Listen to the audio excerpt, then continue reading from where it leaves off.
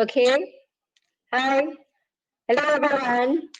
Welcome to our webinar today on surgical management of endometrioma. I'd like to thank everyone for spending their time with us on this lovely afternoon. And first of all, of course, I would like to extend our heartfelt thanks to OGSM and AbbVie for giving us the opportunity to have a platform to discuss on the management of endometrioma. So I'm sure any gynecologist who would like to embark on a laparoscopy surgery on an endometrioma would have all these controversies, all these thoughts in their mind before they manage a patient. So that is what we're going to cover today. And a brief run through for our webinar today. We are allowing the speakers to present the talks, and subsequently all the audience, if they have any questions, you can always post your questions at the Q&A box. And after the talk, the speakers will reply your questions, and we will still continue with the subsequent speakers, okay? And at the end of it, at 3:20 p.m., we will have a discussion session. Any questions that aren't answered yet, or any questions that you would like to pose to any of the speakers, feel free to type in the Q&A box or even the chat box, and we'll have our discussion then, okay? So without further ado, I would like to kick off our session for today with Dr. Lee Trailing, laparoscopy surgeon and my dear friend. A brief introduction to Dr. Lee. She's an obstetrics and gynecology specialist, graduated from Malacca Manipal University in 2007. She obtained her master's in medicine, obstetrics and gynecology in 2016 from University Kebangsaan, Malaysia. In 2019, she received a bachelor in minimal invasive gynecology surgery from the International Society for Gynecology Endoscopy. So she's currently a consultant of obstetrics and gynecology in Compass Hospital, Johor. And Dr. Lee has deep interest in minimal invasive surgeries and keen to share her knowledge in laparoscopy procedures with us. So Dr. Lee, the platform is yours.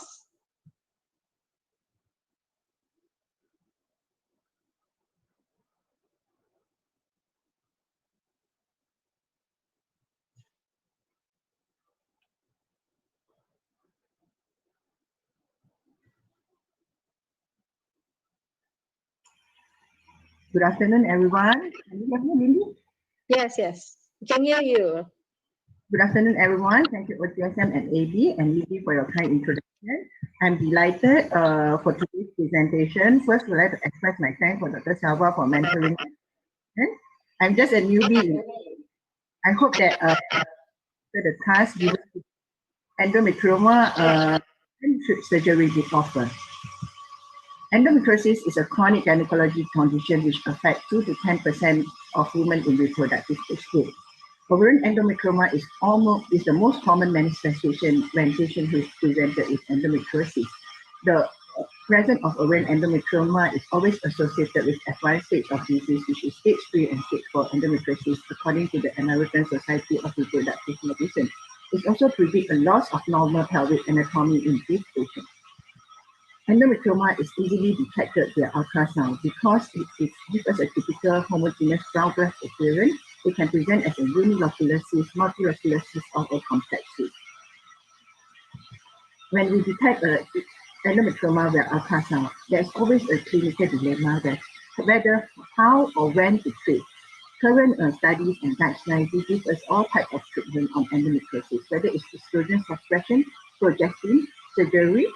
I hope that today's discussion with recent literature review will provide a sound evidence for our treatment in patients with endometrioma.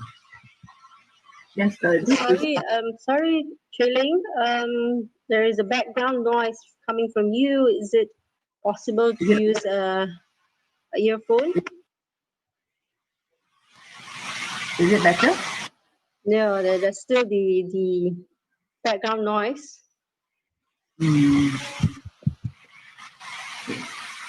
Is it okay now? Hello? Yes, there's still the background noise whenever you speak. Okay. I think it's a fan of the laptop. Yeah. That, can I proceed? Is it okay? Yeah, I think the audience having difficulty to actually listen to your voice.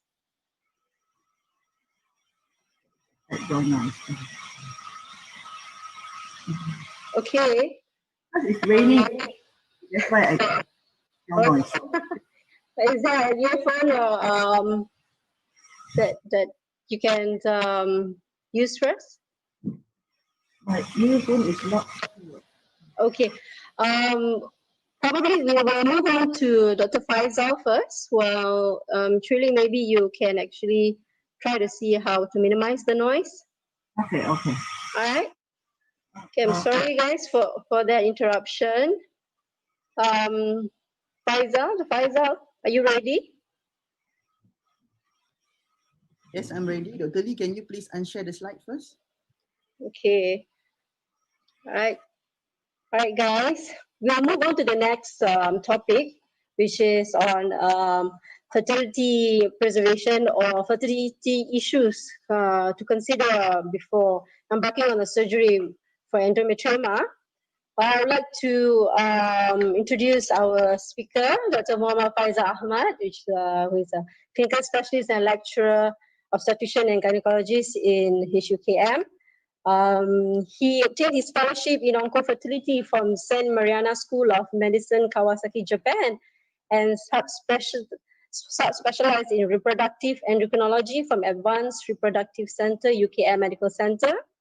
He's currently practicing as a clinical specialist and lecturer in the Department of Obstetrics and Gynecology and the Advanced Reproductive Center, University Kebangsaan Malaysia Medical Center. So currently, Faisal is in Japan. He's doing his attachment there, and he has performed various laparoscopy procedures in his field, and of course, when dealing with fertility patients and also oncofertility patients. So Faisal. Thank you. Thank you for the very kindful introduction. Hi, everyone. So today, I would like to proceed with my topic, which is the fertility preservation technique in endometriosis. Bear in mind, my laparoscopic experience currently is narrow to the fertility preservation in view of I'm a reproductive specialist, as well as we want to preserve the fertility, especially in patients with endometrioma. So as we can see, in endometriosis with fertility, it actually is a major burden for the woman with endometriosis. 30 to 50% of endometriosis patients will complain of infertility, and the fecundity reduced from 50% to 20% per month in healthy women. And if you see in endometriosis people, it's marked reduction, about 2 to 5% per month for this patient.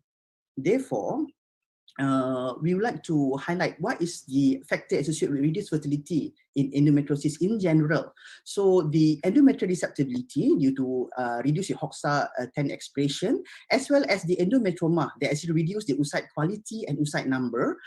Therefore, in the patient with endometriosis with endometrioma, you need to really careful and cautious in doing laparoscopic in order not to jeopardize their ovarian reserve.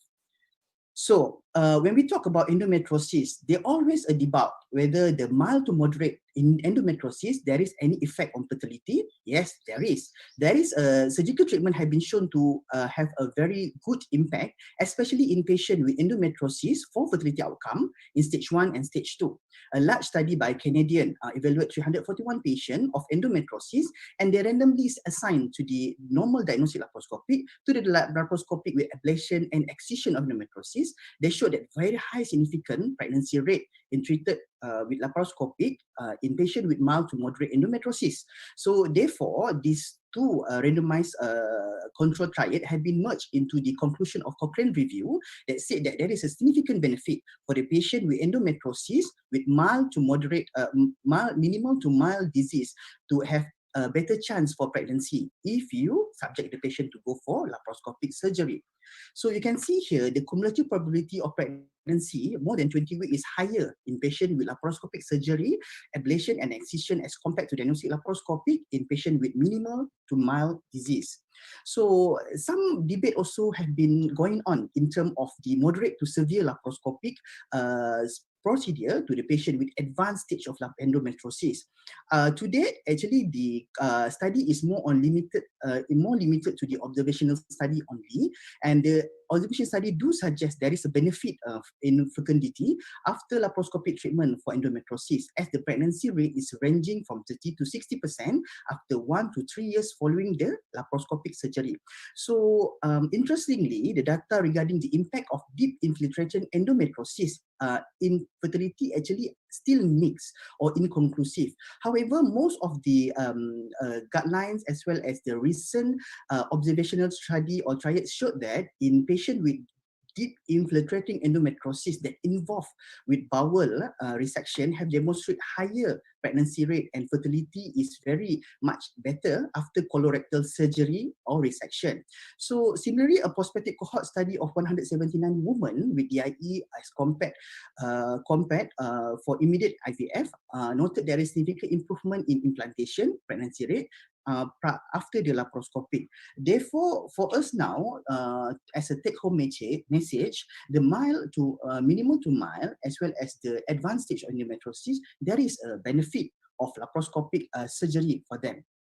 However, although the deep infiltrating endometriosis had shown that very good fertility rate after removing, you need to know that this is a very high-risk surgery. Therefore, the skill of the surgeon should be evaluated, and surgical incision may be fully considered, despite that we said that there is a very good impact in fertility. How about endometrioma? I think Dr. Lee Chiu-Ling will actually go into deep of this, but as a conclusion of what she will say, the data support that removal of large endometrioma prior to attempting spontaneous conception have been established. However, the management of endometrioma in IVF setting is still controversial. So from the Cochrane review in 2008, they said that excision of ovarian endometrioma will subsequently improve spontaneous conception rate. It's not IVF, okay? Spontaneous conception rate. The potential benefit of this is because it will facilitate the pregnancy and spontaneous. However, in terms of benefit for IVF, for us as reproductive specialists, this removal of endometrioma prior to IVF will facilitate us to do an oocyte retrieval and prevent the spillage of endometrioma content onto the oocyte that will jeopardize the oocyte quality. And the recent meta-analysis also showed that the higher rate of cycle cancellation and lower mean numbers of oocyte was retrieved in untreated endometrioma group. Therefore, they suggest for removal. However, the clinical pregnancy and life burden is still the same, whether you remove the endometrioma or not, in terms of the outcome of the pregnancy if patient underwent for IVF. So, should we excise endometrioma before IVF? There's no definitive evidence to support endometrioma excision, but the available literature does not consider endometrioma size. So for me, if you ask me as a reproductive specialist, I will remove it if the endometrioma size is more than 5 centimeter. If less than 4 centimeter, I will do endometrioma drainage after I finish with all the oocyte retrieval during the oocyte retrieval procedure. So go back to the main topic today, which is the fertility surgical technique in endometriosis. So there is a few technique that we identify to be very prone for fertility preservation technique, which is ablation, stripping, dissection, such as blunt, sharp, or in DIE, aspiration, such as second or third stage procedure have been popularized by Donez et al., and also the current role of hysterolaparoscopy. So for the ablation is the commonest surgery that we did for endometriosis, especially in minimal to mild disease, and we can use coagulation laser or cautery. However, they will be higher recurrent rates and the comparable spontaneous clinical pregnancy with others technique. But the most important here is they will be better in terms of oocyte ovarian reserve, because it not affect the AMH as well as the antral follicle count. But it's higher in the recurrent rate. So the stripping of the endometrioma is always been the popular technique among all the gynecologists in the world, because it associates with better pain management as well as less recurrent rate. However, and also they have shown that there will be a higher spontaneous clinical pregnancy rate if the patient only confine the endometriosis at the endometrioma area.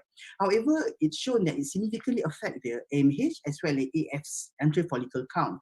Therefore, for the patient that you plan to do a stripping of endometrioma, the pre-operative AMH is very important in order to know whether you will do a bad job after the operation for the patient in terms of their fertility concern.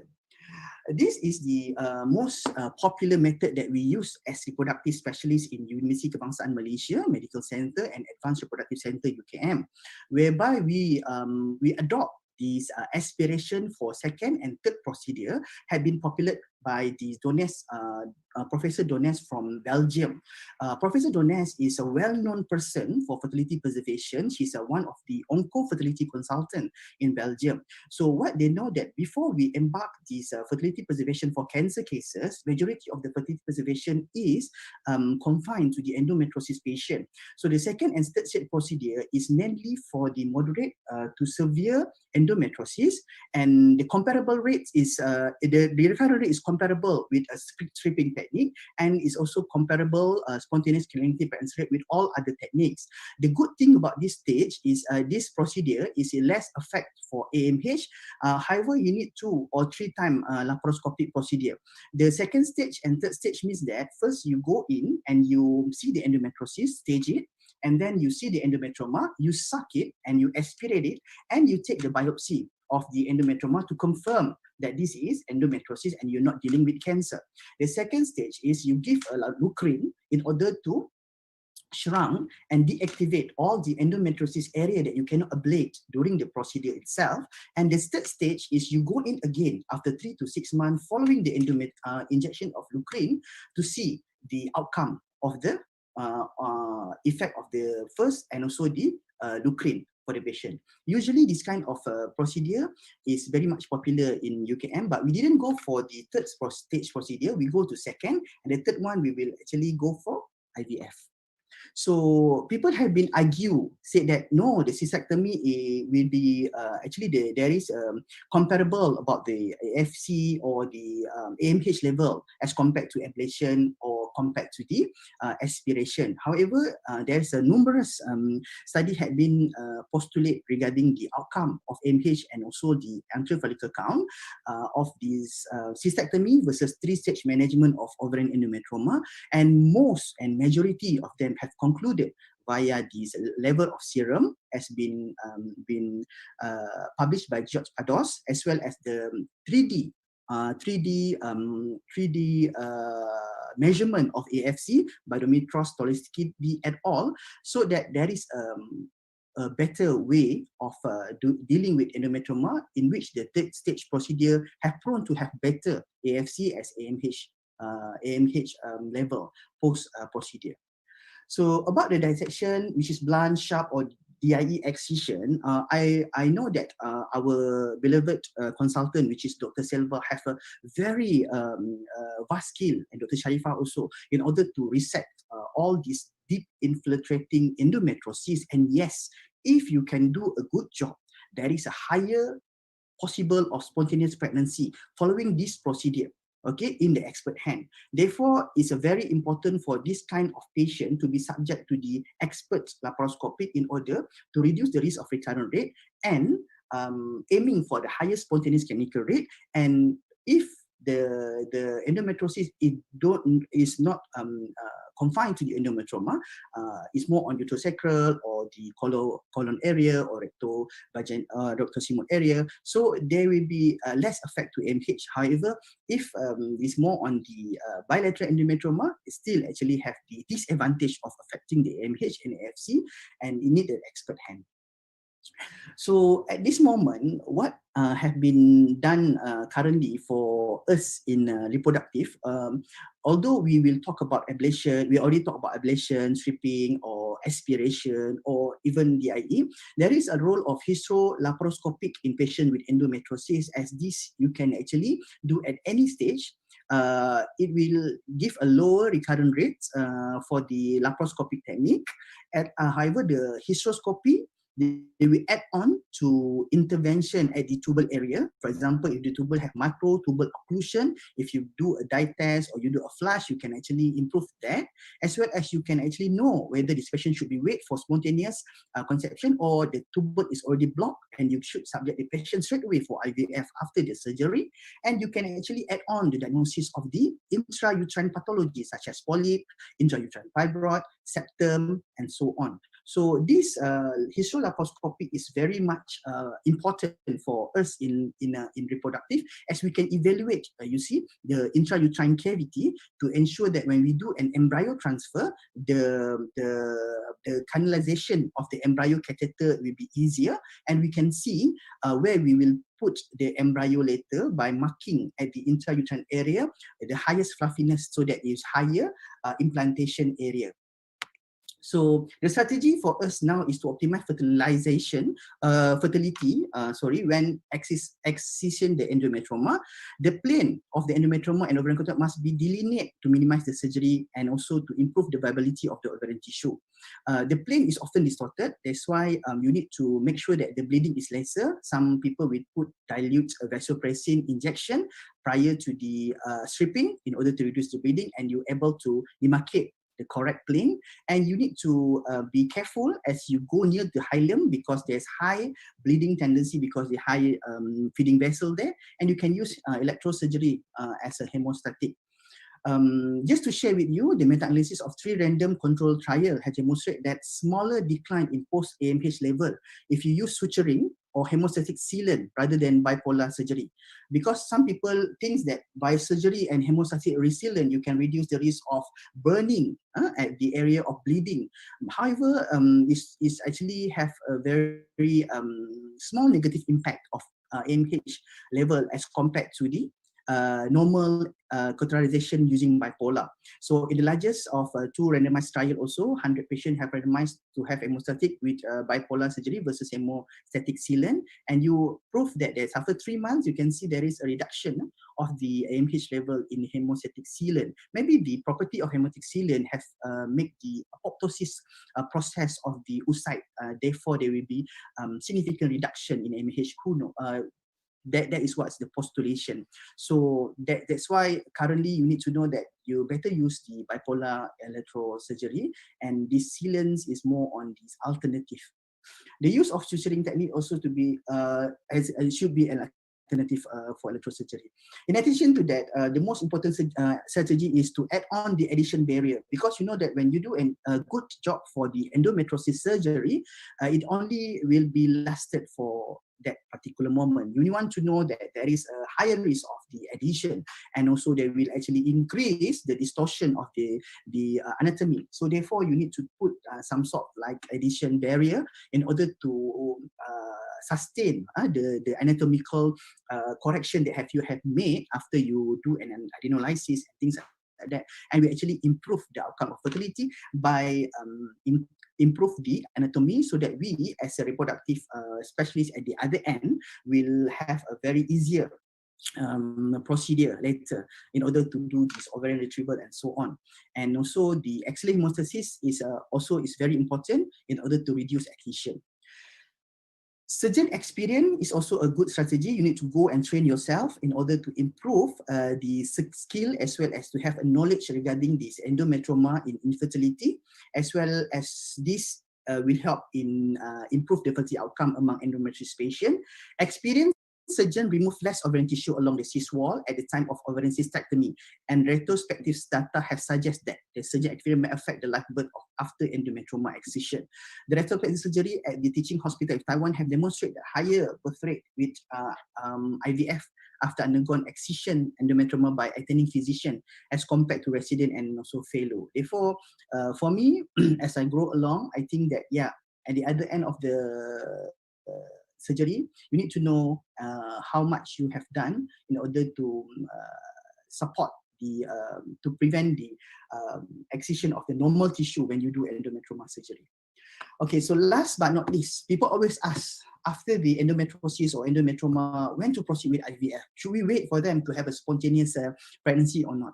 So I just want to quickly share with you, with the limit of time, the role of endometriosis fertility index in order to predict the infertility outcome. So when you do endometriosis surgery, you should actually familiarize yourself with this if you want to actually aiming for the fertility treatment for the patient. So endometriosis fertility index is the only or the one that currently is very precise or very predictable in order to predict whether you should wait or you should straight away ask the patient to go for ART. So as you can see here, the constellation of the score is from the history of the patient, the surgery factor, as well as the function that you've been assessed during the surgery. So out of all, you can actually score the patient from 0 to 10. So as you can see here from the EFI score, you can actually narrow down to the age of the patient. If the score is less than 0 to 3, even though it's less than 34 years old, you should go for IVF. So you can actually play around with this score so that you can predict what is the outcome of fertility for the patient. Because if the score is quite high, so the monthly fecundity is higher as the score going lower. So if the patient is higher score, for example, is 9 to 10, actually the predicted spontaneous pregnancy in 12 months is more than 35%. If it's a moderate score, is 25 to 35% for spontaneous pregnancy. The 10 to 25% if stage 3 score. And last but not least is you think that the patient should go for IVF straight away if your score is less than 3, which is 0 to 3, and you should actually ask them to go to reproductive center, because the longer they wait, there's higher recurrent rate and they will jeopardize their pregnancy higher. Okay, so the conclusion of my talk today is there is a benefit for all surgical intervention for endometriosis. However, it must weigh against the potential of ovarian injury. The damage to the ovary can result from excision of excess ovarian tissue or injury to ovarian vasculature itself. Sometimes you didn't injure the ovarian tissue, but you injured the vasculature. So a number of studies have demonstrated the harmful effect of nasal surgery on ovarian reserve, particularly in bilateral endometriomas. Therefore, you need to do a good job if there is a bilateral endometrioma. Maybe one stripping, one ablation, but it depends on the patient factor also. And the study have shown that decrease in AMH up to 30% after excision of unilateral endometrioma and up to half, which is 50% after excision of bilateral endometrioma. Repeated surgery for endometriosis do not appear to improve fertility outcome and often result in damage to further ovarian reserve. Therefore, if patient are able to conceive after a single procedure, you should actually counsel the patient to go for IVF rather than repeated surgery. How long we should wait? Rule of thumb, 6 months. At least 6 months. If they cannot conceive spontaneously, you should refer them to reproductive specialist. A retrospective study of women with advanced endometriotic pregnancy rate after repeated surgery versus IVF said that repeated surgery was 70% after second cycle IVF compared to less than 30% 9 months after repeated surgery. So the take-home message is the decision to pursue surgery in endometriosis patient desiring fertility must be considered carefully in the context of the potential for decreasing the ovarian reserve in future. Thank you very much. Okay, thank you so much, Dr. Faisal, for that very comprehensive talk. Well, it seems that Dr. Lee Trilling has corrected her technical issues. We'll proceed with Dr. Lee Trilling back to her topic on when you decide whether you should do a surgery or not for endometrioma. Dr. Lee?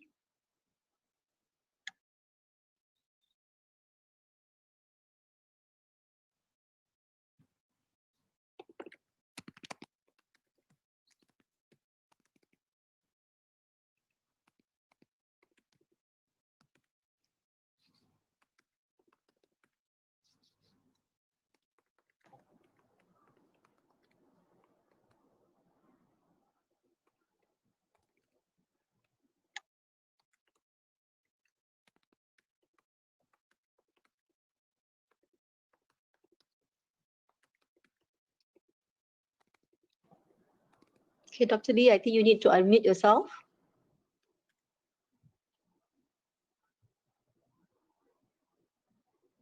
Okay, anyone in the audience who have any questions, do remember to type your questions in the Q&A section, yeah?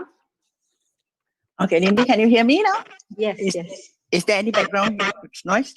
No. I think Okay, thank yes. you. So sorry for the technical problem. Yeah. I would like to start from where I stopped just now. Issue of endometrioma is always a never-ending dilemma. I hope that by today's discussion will provide a sound evidence from the recent literature review that I have studied for so hopefully this can help. This is a literature review done published in JMIC in November 2020. It's a systemic review of literature of 56 articles. Create an easy algorithm to help surgeons to do decision when surgery is the most appropriate treatment of ovarian endometrioma. Sorry, Question Dr. Lee. one. Yes. Sorry, Dr. Lee, can you share the screen? I share the screen via the other group. Please. No.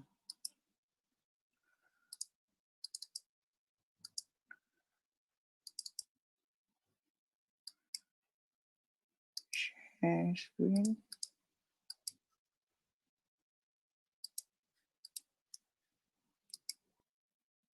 Can you see my share screen? No. Please stop and reshare. I share with another view, another rooms from the another panelist room.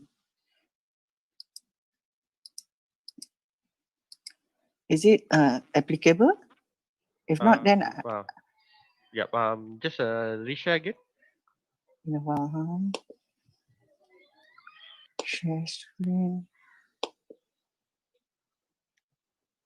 Sorry for that technical issues. In the meantime, feel free to ask any questions. On this part, just go down and put the full size of. Yeah. Okay. Okay. Perfect. We can see your slide. Okay. Sorry. Sorry for the technical issue. Yeah. In this algorithm, it asks about question one: is there a concern of ovarian malignancy? Lifetime probability of develop ovarian cancer is 1 to 2% with the presence of endometrioma. Study do show that increased risk of ovarian cancer in clear cell, low-grade serous, and endometrial invasive CA is always high in endometrioma with an odd ratio of 2 to 3. Especially in women over 40 years old, the increased incidence of ovarian malignant tumor is always a concern. We have to carefully evaluate and to refer to gynae oncologist is suspicious of ovarian malignancy.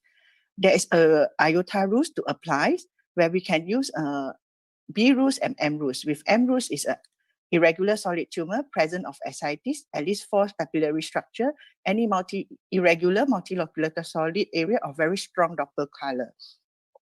By this, it has a sensitivity of 93%, specificity of 97%, and a positive predictive value of 80% and a negative predictive value of 97%. However, by IOTA rules, only able to rule out 76% of the tumor. Second question is pain.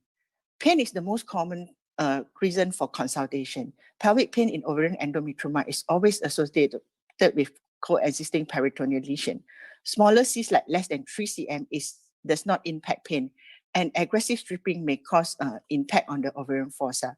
So study do suggest that more than 3 cm cysts advocate ovarian cystectomy. Various international body do suggest that 10 don'ts in ovarian management. It do not suggest laparoscopy to detect or treat superficial endometriosis in infertile women without pain. Question 3, does it impacting spontaneous pregnancy?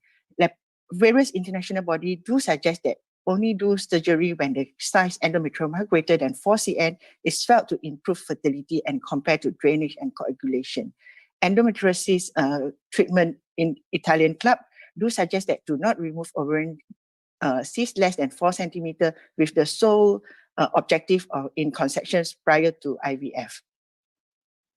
This recent article published by Dr. Salwa in January 2012 in Malaysian Medical Journal is a 5-year reproductive study, recruit 143 patients with endometrioma with moderate to severe endometriosis. It do reported a 42.1% have a spontaneous pregnancy. This is the highest reported number in the recent literature review. I believe that this is the singer, not the song. The quality of the surgery is performed with proper technique, with specifically skilled surgeon can have a good promising outcome to patients with ovarian endometrioma. Algorithm that provided by Charles in the JMIX articles, they do show the algorithm with pain and infertility, whether patient has pain and whether patient has infertility issue. Endometrioma related with infertility is always a fetal battle. We've removed the endometrioma, we worried of the reduce the AMH and reduce the ovarian reserve. With the keeping the endometrioma, there is always a risk of inflammatory report, oxidative stress to the ovarian reserve. So if just now Faisal has discussed about infertility issue, whether the presence of endometrioma, does it impacting success of IVF? Does it rupture at the time of retrieval? Does it affect the antral follicle counts? Does it increase risk of implantation? Due to the time consumed, I will skip this topic. And I will go to the other topic, which is adolescent population, which is a high-risk premature ovarian failure and infertility. Study do report believe that this adolescent and very young woman has a different pathophysiologies on the endometrioma cause. Actually, guidelines do suggest that laparoscopy only indicated when patients do not respond to medical treatment. This also strongly agree with ETIC in 2019. With moderate to severe dysmenorrhea, laparoscopic surgery should carry out until medical treatment with estrogen and progestin has been attempted. As a controversial ovarian reserve, endometrioma and surgery. We as a clinician, research must go on. There's still a lot of controversial within medical and surgical treatments. The method of surgical, like just now Dr. Faisal has discussed, which method is the correct method, cystectomy, drainage of cysts, and which ablation techniques to use, laser or plasma energy, and the 3-step approach. From my recent literature review, I have found this SOMA trial, which can answer our question, probably by RCT, compare surgery to medication in women with endometrioma. The first study has been recruited in October 2019. This will add evidence-based information and improve qualities of guideline. It also looks on long-term cohort to look on pregnancy rate, recurrent rate, magnitude potential of endometrioma. As a conclusion, surgical decision was based on clinical condition. It should be individualized. Depending on the size of the endometrioma, the age, the symptom, whether pain and infertility, what is our treatment, primary treatment? Is it our aim to relieve the pain, to improve the fertility, to rule out the malignancy? Other factors like ovarian reserve, the unilaterality of the cyst, bilaterality, any associated factor like deep infiltrating lesion, uterine abnormalities, fibroids. For infertile couples, we always have to investigate whether it's male factors, tubal factor, or history of previous surgery for recurrent causes. Always remember, the ovary is unforgiving. Simple statement, yes, profound. Insufficient treatment leads to recurrent. Overzealous treatment can negatively impact the ovarian function, result in impact of infertilities and the patient hormonal well-being. Thank you. Thank you so much, Dr. Lee Chui Ling, for the wonderful presentation. Right, reminder to the audience again, we have the Q&A section. Any questions, any burning questions, you can type your questions there. The speakers will proceed to answer your questions. In fact, we have a few interesting questions also. If you would like to read other people's question, you can answer in the answered section. So all right, we'll proceed with the next in line, Dr. Victor Chin, on this another interesting topic also, whether laparoscopic cystectomy for endometrioma, can it be a bloodless surgery? All right, so brief introduction for Dr. Victor Chin. He's an obstetrics and gynecology specialist with MBBS degree from Manipal University and MRCOG in 2017. He also obtained his fellowship in advanced gynecology endoscopy surgery from the Royal Women's Hospital, Melbourne, Epworth Hospital, and Cabrini Hospital. So currently he is a clinical specialist in Hospital University Putra Malaysia, and his interest in minimal invasive surgeries motivates him to share his knowledge and carry out numerous laparoscopic surgeries in the hospital. So Dr. Victor, let's welcome Dr. Indeed. Hello, everyone. Thank you very much for the kind introduction. Right. So today I'm going to talk about hemostasis in laparoscopic cystectomy of endometrioma. So, to plan for surgeries, there are a few things that we need to bear in mind. The fertility concerns, the ovarian reserves, and whether or not they have any symptoms of endometriosis, because this will have impact on your surgery and the approach that you will make in progressing forward in terms of your surgery. Patients' medical conditions such as heart conditions or lungs condition that might preclude them from surgeries, or you might want to just do a brief surgery just to get it over. And history of previous surgeries, such as previous cesarean sections, previous pelvic inflammatory disease, and you want to work with the surgeons and also the urologists to assist in your surgery when it comes to endometriosis. So there has been consideration of GnRH and analog just to reduce the inflammation, therefore reducing the chances of bleeding. Therefore, it helps in terms of hemostasis. Bowel preparations, there's conflicting opinions about it. Some will say that bowel preparation is not great and doesn't yield any benefits. For me, I always do bowel preparations because I just don't like the the bowels filled with air and obscuring my views and make it so difficult for me to see the pelvis.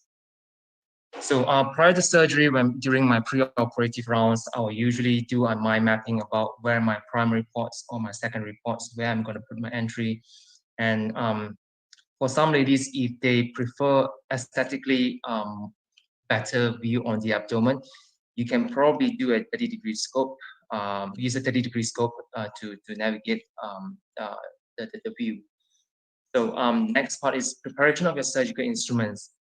It is very, very important to know each and every single instruments that you're going to use in your theater, because without knowing your proper instruments or without using the right instruments or equipments, you are asking for trouble. So last but not the least, training of your assistant.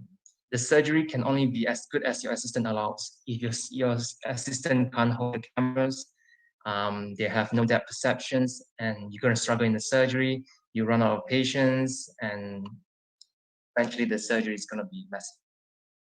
Okay, these are just my some of the important equipments for me during cystectomy. I would request for a good suction and irrigation system. The irrigation has to be well pressured. The suction has to be properly tuned in. Bipolar Maryland.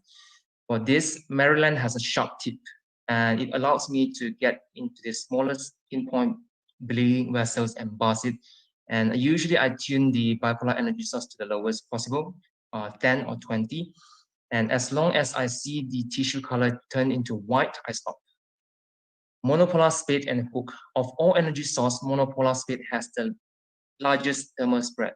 So when you use monopolar spade or hook on ovarian tissues, you have to be brief and quick, and depends on the activation of energy, whether you are activating on the cut source or the coagulation. It has different principle in terms of cutting. So I'll usually have 2 non-tooth graspers and 1 tooth graspers. The tooth graspers, I'll grab it on the cyst wall. The non-tooth grasper, I'll grasp it on the ovarian tissues. That is to reduce the chances of trauma or damages on the ovarian cortex. Vasopressin. Usually is 1 ampere, 20 units, and vasopressin has changed the landscape of in terms of control of bleeding for laparoscopic surgeries. Endoscopic bag, I usually try to use one, and recently I found out that there's a redeployable one, which is really good. I use endoscopic bag just to prevent spillage of content or to reduce the spillage of content.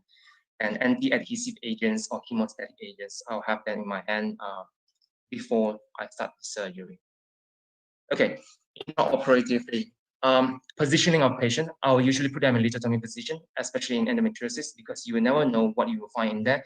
And sometimes you just need to leave the uterus up to exposed planes and give you more space. Uterine manipulation, I will use the traditional way where I put in a curettage with a forceps on the cervix and then bound them together.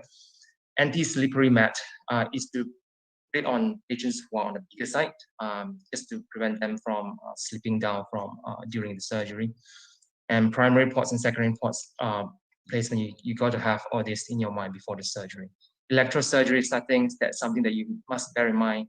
You should not expect the theater tech or to the assistant to set them up for you. It's not going to go well. And your choices of instruments again. So there are a few tactics to secure hemostasis. There's no one size fits all method. It's all a combination of technique. Yeah. So vasopressin injections, incision from the anti-mesenteric end of the cyst. Careful identification of planes and the vasopressin injections has a very close relationship between them. And most of the time, bleeding happens when the planes are not well identified. So with vasopressin injection, usually it will help, and it helps very much by showing you where is the plane, and it smoothen the peeling process or the stripping process. And well-coordinated stripping techniques. Systematically stripping the cyst wall, you have to mind map where you're going to start and how you're going to peel it off. Traction and counter-traction technique. If you have an assistant, use the assistant well by giving verbal instruction, clear instructions. Low-level electrosurgery with pointed tip. I more often than not I use Maryland, and because it depends on the resources that you have. If you only have those conventional bipolar electrosurgery, you can observe the changes in tissue colors. For conventional bipolar Maryland, it can seal up to 3 millimeters vessels, which is pretty good for an ovarian endometrioma. There is one new type of impedance feedback bipolar instruments. It will give you the noise and tell you when you need to stop buzzing.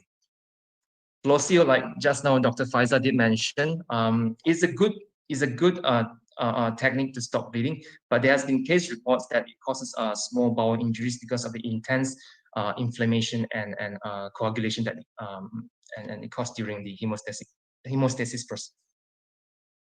Selection of energy source. You have ultrasonic, like for example harmonic, Thunderbird, which is a hybrid, monopolar, advanced bipolar, and cold cut. Of course, in terms of all these different models, monopolar has the highest rate of lateral thermal spread. Advanced bipolar, because its mechanism and normal bipolar is different, it tends to seal off the cyst wall with the ovaries sometimes. So if you want to bust on those areas, sometimes you might want to be a bit careful. And the types of advanced bipolar that's in the market, usually they don't really have a sharp tip. So it might be a bit difficult for you to catch small areas. IV tranexamic acids. In some studies, it doesn't help, but then there was a study that was done for laparoscopic hysterectomy. IV tranexamic acid seems to be helping, but then more studies needs to be done to verify the efficacy of IV tranexamic acid. Laparoscopic suturing.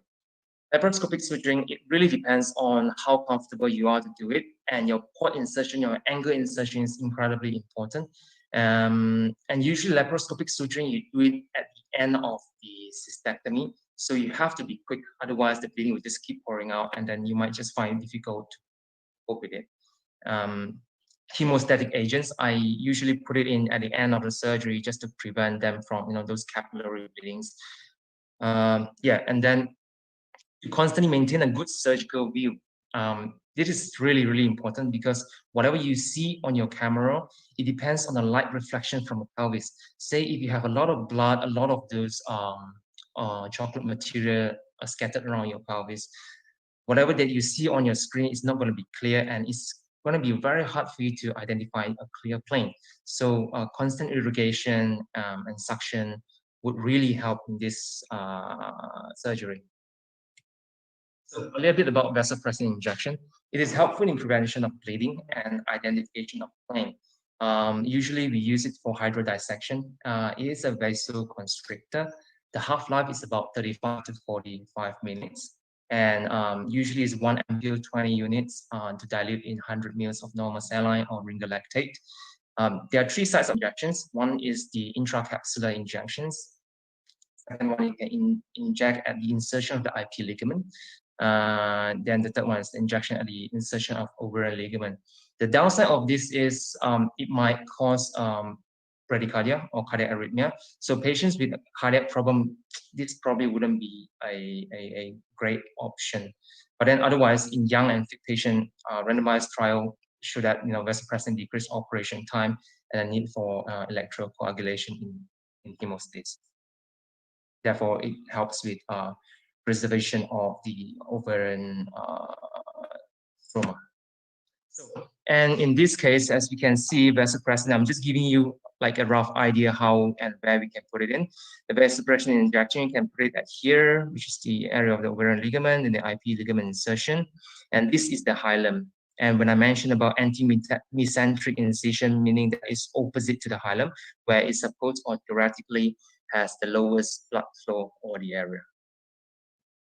Okay, Michel Canis, which is a French surgeon, has demonstrated 10 steps of endometrioma.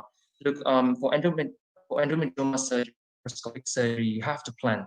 If you don't plan well, then bleeding is going to be bad, and you're going to lose patients. You're not going to be comfortable in doing it, and you might just do an insufficient surgery. So patience and planning is very important.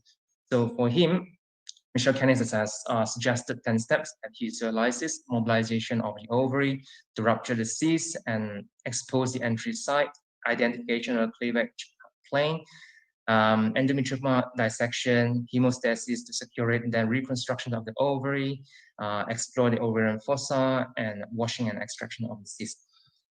Right, following this, I will show a few videos to show you how blunt dissection and sharp dissection and how vasopressin can be injected.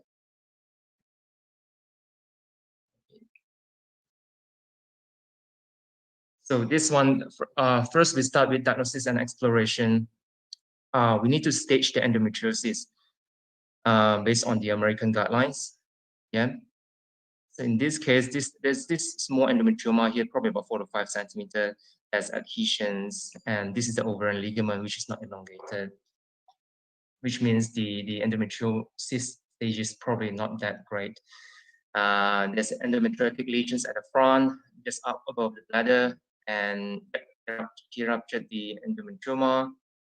Usually, if the endometrioma ruptured, you can try to get into the endometrioma from that area because it is usually the weakest point and has the less bleeding.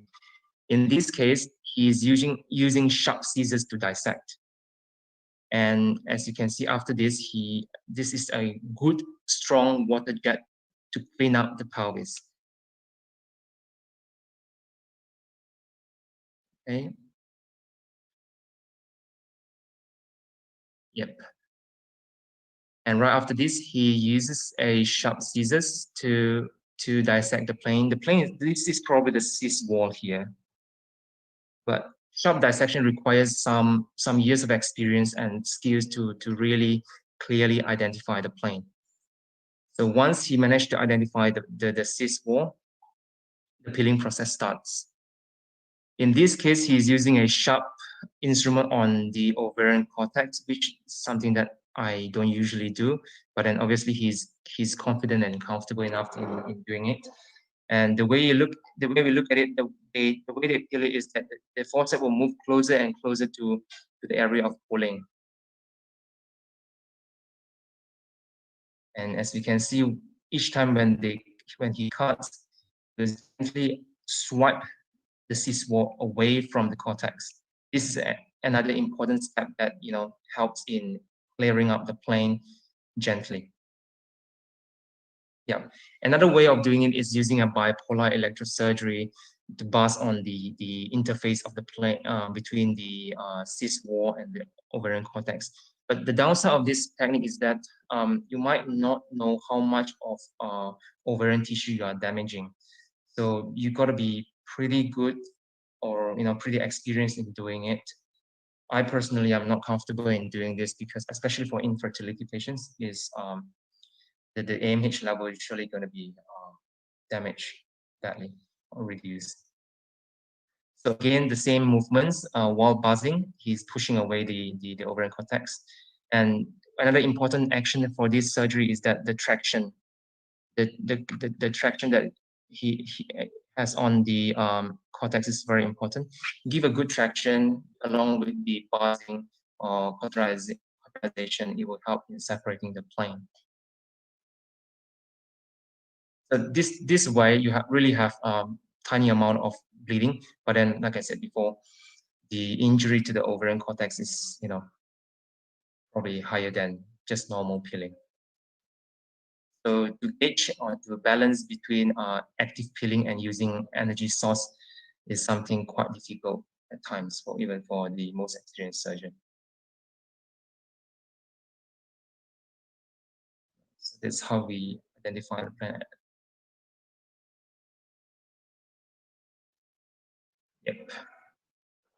So, like I said before to you, using a bipolar Maryland, it has a sharp tip, so you can actually secure small spots of bleeding.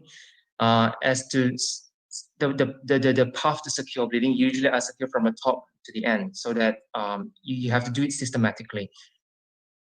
And by using a good suction and irrigation to watch out, you can actually see where the blood is coming out, gently buzzing them off. And finally, we just need to clear up the pelvis by sucking out all the water or blood. So next slide or next video is to show you a vasopressin hydrodissection. This is a video done by the Taiwanese surgeons. And first of all, they did the same way as Michelle Canis did. Drain out the ovarian endometrioma, suck out the content, and clear the pelvis, subsequently followed by the vasopressin injection.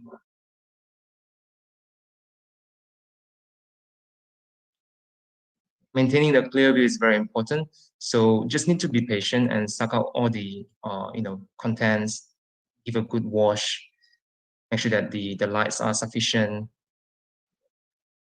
Then this is the part where they inject the vasopressin. In this part, it's more like an intracapsular injection to separate the cyst wall from the ovarian stroma. As you can see, while he or she is injecting the solution, you can see the bleb or swelling of the ovary, which means the plane is separating from the cyst wall is separating from the ovary. Once you feel it's enough, you can start peeling it off.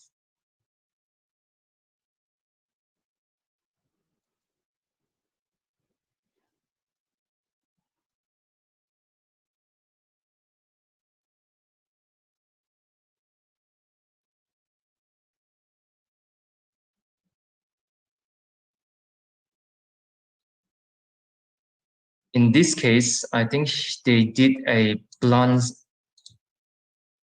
stretching of the cyst wall. And usually after the vasopressin, just give it some time, like maybe 2 to 3 minutes for it to actually work. At this point, they are just peeling off the cyst wall from the ovary. It was done pretty swiftly and quickly. And there's literally no bleeding or maybe minimal.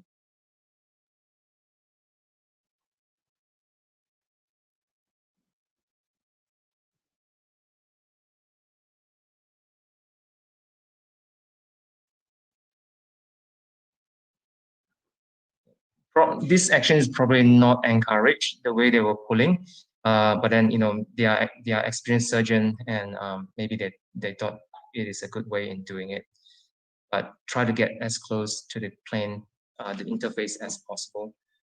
They will give you better ergonomics and better strength in bone.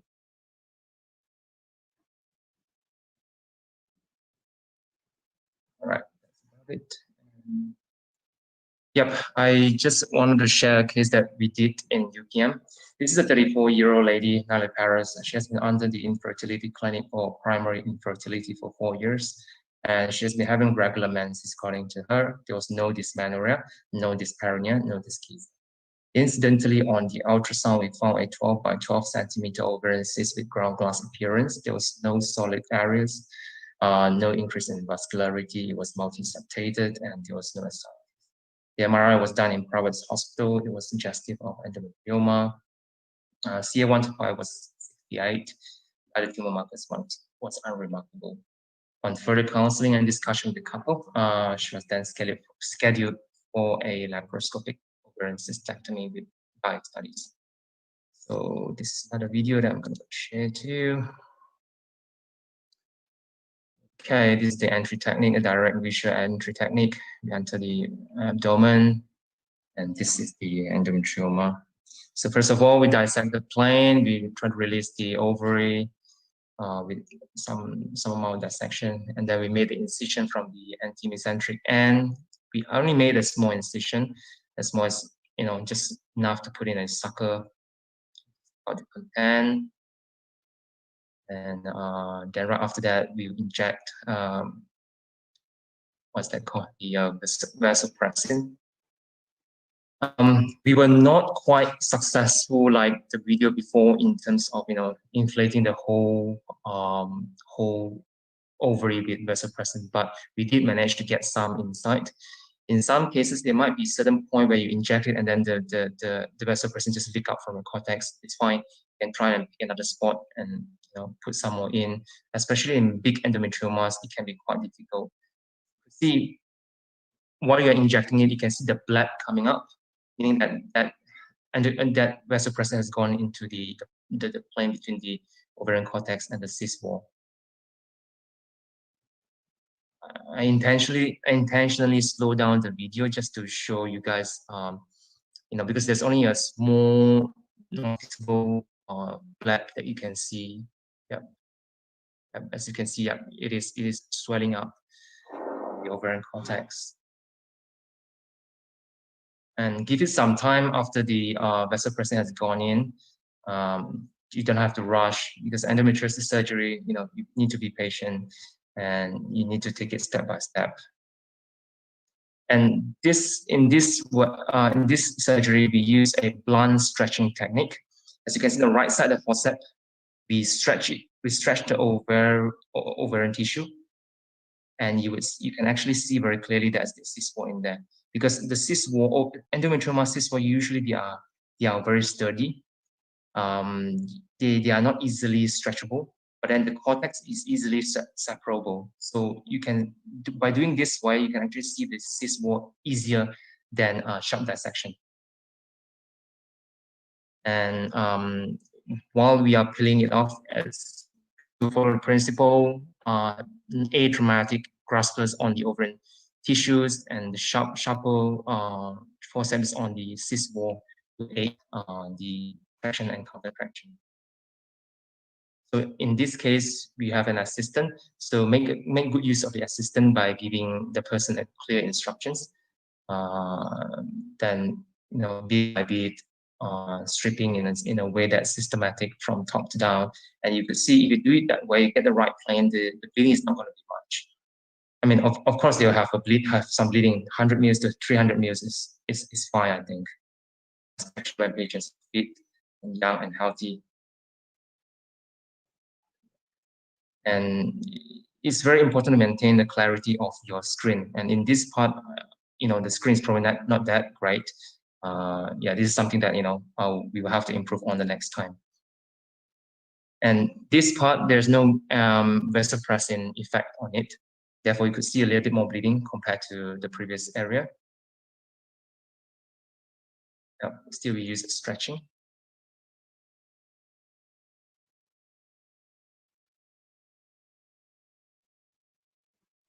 Okay.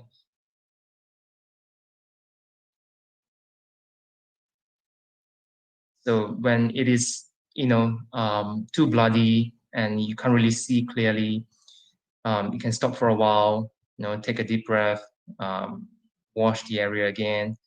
Again, you can suck out all the, bloods. This is a monopolar hook. We use it at the lowest level of energy, like 10 or 20.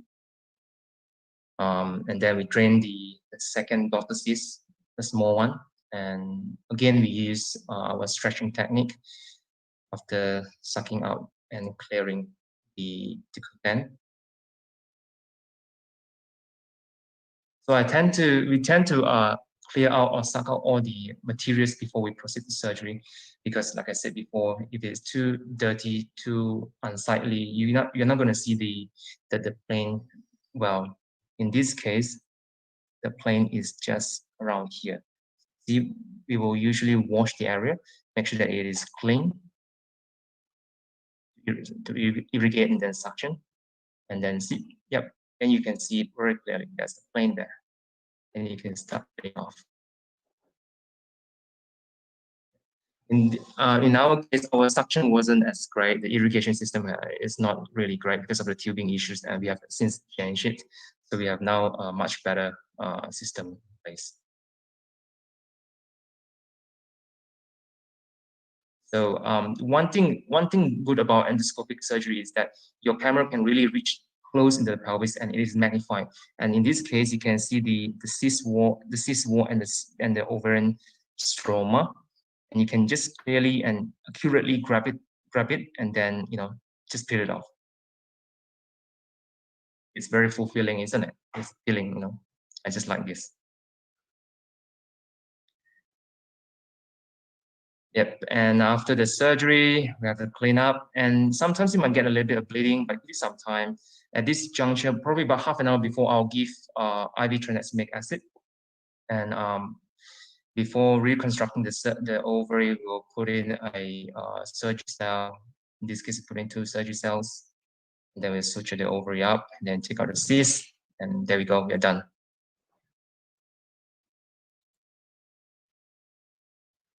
Okay, as part of reflection, usually I will check out the histopathology as well, just to make sure that, as this is just for self-reflection, I will usually see whether or not I've taken out ovarian cortex. It can come out as 2 possibilities. One is that I've insufficiently removed it. Number 2, I've sufficiently or completely removed the cyst wall without taking out any ovarian stroma. So in this case, this lady's case, we managed to take out a cyst wall of 6 by 3 by 2 centimeter. A cyst wall thickness is 1 to 2 millimeters, which is I would say moderate thickness. Usually measures about 0.6 to about 2 to 3 mm. And you can look at the microscopy. If they say there's a large amount of ovarian stroma, then you might not have done a good job. Yeah. And the other thing is that the AMH level, if the patient is, rich enough or they are able to afford, you can get them a pre-surgery AMH and post-surgery AMH just to, do an audit on yourself, whether or not you have done a good job, whether or not the AMH level has reduced markedly after your surgery. So in summary, stepwise surgical technique is very, very important. If you don't plan, you're going to run into trouble. Careful and gentle tissue handling, good understandings of basic principles of your equipment, especially the energy source, is very, very important. And the choices of the equipment that you use has to be sensible, because endoscopic surgery is expensive. So try to minimize the cost by using the most effective instruments. I've seen people using a ligature with harmonic and the same surgery. That's simply not economically friendly. Good communication between a surgeon and your assistant. Be attentive to fine details. Self-reflection. After each surgery, ask yourself, how well have I done? And read up, and you can improve the next time. So laparoscopic is all about being meticulous and fastidious. And if you fail to plan, if you are planning to fail. we do not learn from experience, we learn from reflecting our experience. Therefore, it is very important for you to have someone to speak about it and get better from the next case. These are my references and my presentation. Thank you very much. Thank you very much, Dr. Victor, for that wonderful, interesting presentation. There are a few questions for you in line, but first we will proceed with, last but not least, our lovely Dr. Sharifah Jaafar. Okay, an introduction for Dr. Sharifah. She is practicing in the Regency Hospital in Masai, Johor. She's an experienced obstetrics and gynecology specialist with special interest in gynae minimally invasive surgery and also aesthetic gynecology. She received her letter of credentialing and privileging for aesthetic practice in 2014 and bachelor degree in minimally invasive surgery from the International Society of Gynae Endoscopy in 2018. So her interest in laparoscopy is evident in her practice as she carries out various laparoscopic procedures in her current practice. So Dr. Sharifah, welcome. Yeah. Yep. Thank you, Lindy, for that introduction. From Johor Bahru, salam sejahtera and a very good afternoon to everyone out there. I hope you all keep being safe in this time of pandemic as well as rainy season, right? Yeah, so I think you have heard that all these three very insightful presentation by our colleague. Yeah, so I thought that this is very relevant. Each topic then now come to last, which is about risk of endometriosis recurrence after surgery. So my slides will be just address, about the recurrence. Okay, to understand this recurrence, let me give you the scenario of this true story, true patient. She's a Miss M, 27 years old, single. She had a presenting with the return of dysmenorrhea for 6 months, which is 18 months after she has had a conservative surgery for left ovarian endometrioma in August 2018. She has a regular period, but becoming heavier recently prior to visit to the hospital. Her pain started 2 days prior to period, throughout the period, and also extended 3 days after it has completed. And she needed analgesia to relieve the pain. And the pain was so severe that she was often unable to work 3 to 4 days in the month. She is not sexually active. She's single, and she has no plan of marriage yet. So on examination, there's no other significant findings. Of course, I couldn't do vaginal examination because she's being single, and on the vaginal PR does not feel any thickening in the rectal vaginal septum. She has on the ultrasound, there is a left ovarian cyst measuring 5 × 7 centimeter with a ground glass appearance like that, and that's suggestive of a recurrent endometrioma of the left ovary. Her right ovary is normal. So she agreed for a surgery, a laparoscopic minimally invasive surgery, and the finding at the surgery was that is a left ovarian endometrioma, and it was attached to the ovarian fossa as well as to the ovarian ligament, then superior to uterosacral ligament, and but it's easily detachable. And also on the other side, if you look at the other side of the uterus, the patient has this burn-out endometriotic lesion, which is quite deep with the pocket peritoneum like this, above the right uterosacral ligament and the side of the uterus, and also that covered area was about 2 to 3 centimeter close to the ovarian fossa as well, and also a bit of the superficial endometriosis on the uterus. So she's been scored, giving a score of AFS 20, moderately severe endometriosis. So she has had a cystectomy or stripping of the cyst wall. So just now I saw someone ask question whether what is the difference between cystectomy and evisceration. So it's all the same, I think. And evisceration, we used to use always some kind of very atas kind of word. Evisceration sound very unique, but they are all the same. De-roofing, they are all the same. So actually, we are just stripping the cysts, from the healthy ovarian cortex, so out of the uterus. And then the ovaries was closed back, was closed with sutured with a Vicro 20. And on the other side, we actually excise all the endometriotic plaque, whatever visible that we can excise up to the healthy tissue that we can see. Most likely, she actually has a bit of deep infiltrated endometriosis, right? Goes to behind the uterosacral ligament on the left side. Sorry, on the right side. So because of she's being young, she's only 27. She hasn't got any plan to get married. I mean, there's nobody in the. I mean, no plan, no recent plan of soon to get married or to have to get a pregnancy.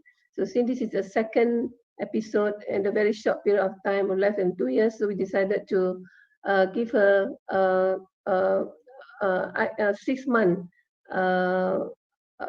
treatment of intravenous, IM Lucrin for complete 6 months, and that after that it will be followed by a long-term continuous years OC till she's ready to get married or to get pregnant, and then we will follow her up every 6 months. So you can see this is a typical scenario. The problem is when the patient the problem comes when the patient is not ready to get pregnant, and there's still a long way to get pregnant. There's the pregnancy has not even inside. So what we're going to do? So the longer and we know the disease, we know endometriosis is a disease or recurrence.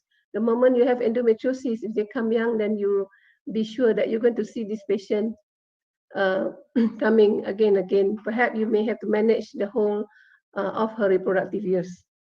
So by nature, this disease is a recurrent disease. So this is something that we need to keep in mind. So it is known that 21% of women will have a recurrent endometrioma after 2 years. This is through the 23 studies, and half of these women will have a recurrence within 5 years of surgery. So the recurrent oral endometrioma is more common than peritoneal endometriosis. And it also related to the severity of the disease. The more severe the disease, the earlier the recurrent and the higher rate of endometriosis. As this one of the study where you have the stage 3 and stage 4 disease, they have 14.5% of recurrent rate compared to the earlier disease, 5 to 7% of recurrent rate. Now, if you look at the study, this is quite recent study by Saraswat 2017, where she actually did a national population studies of 281,973 women for 20 years from 81 to 2010.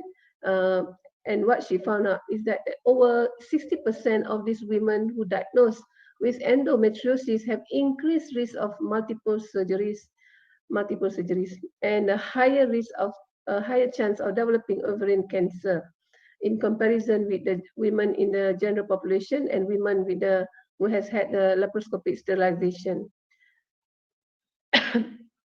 And recurrent rate and repeated surgery can actually exacerbate pain. The more surgery the women have, it can exacerbate pain due to additions, and it also will reduce fertility potential, which in turn impact quality of life and increase the personal as well as social costs. Okay, what is the sign of recurrence? How do you know the women had the recurrence? So in women who had a history of endometriosis treatment and has been asymptomatic, you can actually diagnose recurrent in 2 ways. If she come back as a symptom, or she can be asymptomatic, but on the clinical there is a finding of ovarian cyst 3 centimeter in diameter or nodule for more than 2 consecutive menstrual cycle, or there will be increase of associated or not associated with increased CA125. So if the woman has a recurring symptom of pelvic pain, dysmenorrhea, recurring dyspareunia, so then you should think of a recurrence. So what are the potential predictors of recurrence? If you look at these studies, also this is Japanese studies, very later studies looking into meta-analysis of 3,025 patients, looking into correlation between age at surgery and the recurrent rate.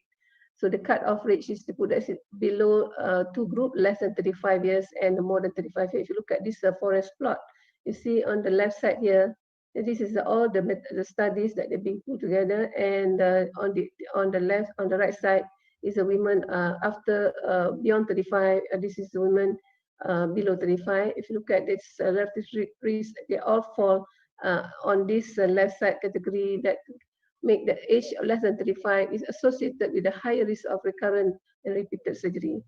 So if the patient is ready for pregnancy, the plan of management definitely take a different route. So it's very important. I think we have to look at what are the predictor of recurrence. When we see the patient, young patient with us, actually those are below 35. In fact, some studies are mentioning below 28 years old. So we must look into the predictors of recurrence in order to manage the patient in long term, in order to be able to counsel the patient effectively and strategize your management, long-term management of this patient. So as I mentioned just now, a young age of the first surgery is very important, and also severity of disease. Apart from that, the bigger the size of the cyst or the bilaterality is bilateral cyst, also there's a higher chance of, it's also a predictor, good predictor recurrent. And most of these predictors, they are not modifiable kind of risk factors. See left-sided endometrioma. If you have left-sided, the chances of the recurrence, of left is actually much more than if you have only on the right side. And this is absent of pregnancy. The women still not ready to get pregnant. There's nothing we can do. We can suggest to a patient to get pregnant as soon as possible if they are not ready, or if they are not married yet, or they are still a student. Yeah, right. So these are the things that, if they don't get pregnant within 1 or 2 years after the surgery, you can expect recurrence endometriosis soon. High perioperative pain and the painful nodules. Probably this one is related to a deep infiltrating endometriosis. And the preoperative medical treatment. This one is something we can modify. If you have a tendency to put your patient on preoperative medical treatment to treat endometrioma, when the surgical could be the best option, perhaps you want to modify this practice.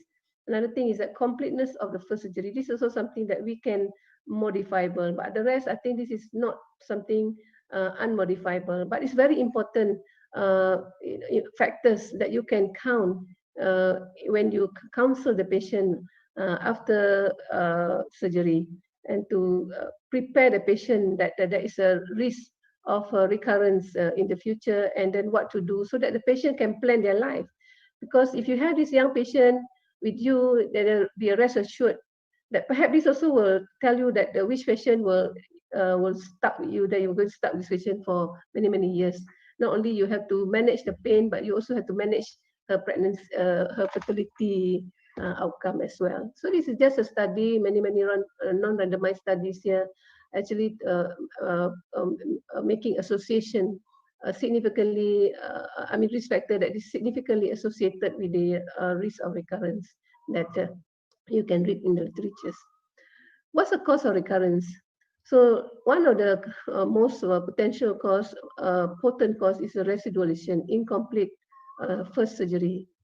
But if you look at in detail, even how complete, because sometimes there's a case, there's a not all the time the lesion are visible to you. There are times the lesion that sometimes are not visible. Even how complete, we might feel that we have done the best surgery, we might feel that we have done a complete surgery, but sometimes there are lesions hidden that we cannot, is not visible to our eye. So even if you have done the best surgery, but recurrent would still happen because of the retrograde maturation might still happen. They can have a spontaneous de novo cell coming through all this, and they can just induce another endometriosis, even in the best hand. And if it's going to have recurrent, they are going to have recurrence. And also lymph nodes involvement or lymphovascular invasion, especially in patients with deep infiltrating endometriosis. DIE is not like always you can diagnose. Sometimes it's very difficult to diagnose, even though with MRI, because sometimes they are, I mean, you might see it in MRI, but when you open up, sometimes you won't able to really identify if it is not too big, especially in the patient who already have a pre-medication, because the small lesion might disappear or might become a paler after medication before the surgery.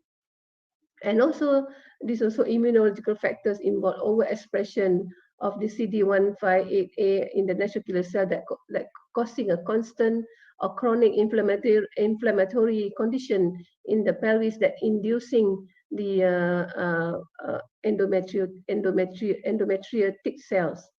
And there are some people who this is also genetic estrogen receptor polymorphism, where they can have like increased uptake of estrogen compared to other people's, where that increased uptake might induce a new endometriotic tissue at any time.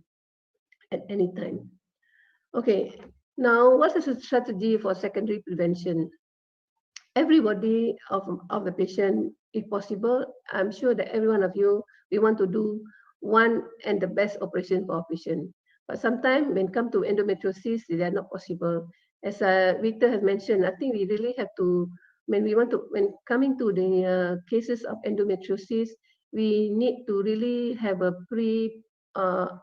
plan. We have to plan not only the patient, but also a doctor before we go in for the operation. It's really the first time you must really make a good plan before you go in.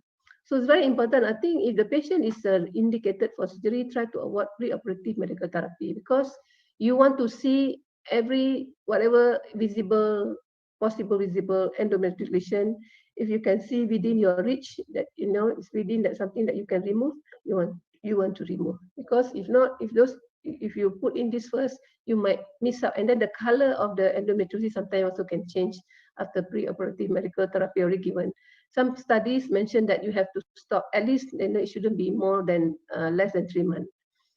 So the preoperative medical treatment cause significant higher rate of recurrent rate as a result of endometrial lesion being masked during the surgery because of the previous usage of medication. So this is a study. Also, this is a RCT study by Koga. Follow up. Yeah, this is not randomized study. 2 years post-operative laparoscopy. And the pre-operative use of GnRH. Last time people used to, I think quite practice in the past that people use, especially in endometriosis, in long protocol or something they call it. They put the GnRH first, for nearly 3 months before. But then it's different. If you're going to put the patient for ART, for artificial reproductive technique, for IVF, then the plan of management is completely different. But if the patient have a big endometrioma, and the patient is not ready for surgery, or the patient is not ready for ART, or what if the endometrioma something that big enough that your oocyte retrieval can be impossible? So at the end of the day, you still have to put the patient for surgery. So pre-operative use of GnRH decrease the extent of endometriosis.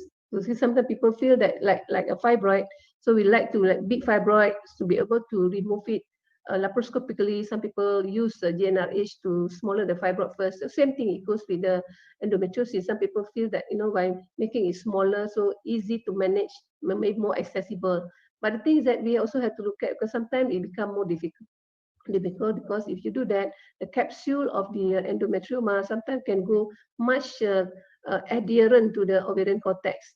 Then making, when during the separation, you can actually tear the ovarian cortex or the healthy ovarian tissue much more easier.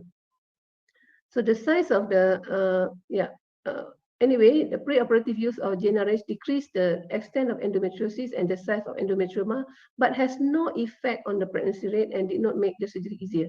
So the thing is that it might reduce the size, but it will make the surgery more difficult. In fact, you might damage the ovarian cortex.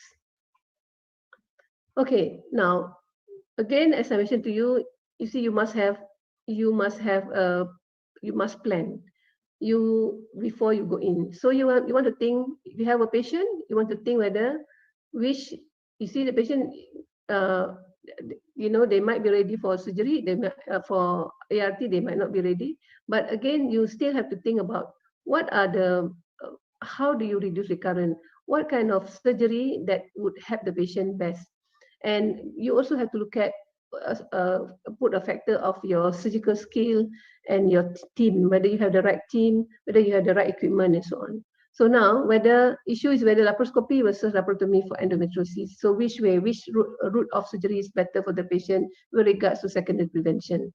So of course, the study has shown, this is a HI guideline, laparoscopy and laparotomy are equally effective. They're actually equally effective in treating endometriosis-related pain. So there's no doubt about that. And then, but laparoscopy surgery usually preferred to laparotomy because it's associated with the improved surgical visualization, less pain, shorter hospital stay, quicker recovery, and better cosmetic outcome. So that's why we all want to do laparoscopy surgery, because definitely, when it comes to this, seeing that they are equally effective, but this is a patient will have another extra advantage, but they actually at least can recover faster. And then in case that they actually happen recurrent, you don't need, they're all minimally invasive. Even they have to do 2-3 times operation, they're all minimally invasive. So they are not big operation, laparotomy 2-3 times. So definitely they make a lot of difference.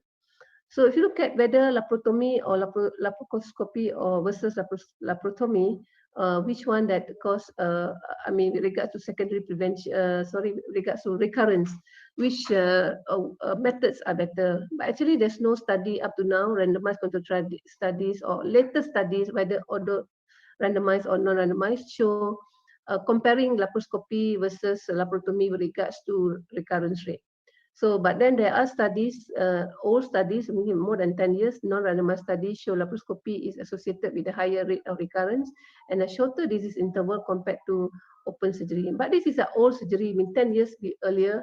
So when you're talking about 10 years earlier, and then this is a more randomized study, most are the surgeon last time, they're still in their learning curve.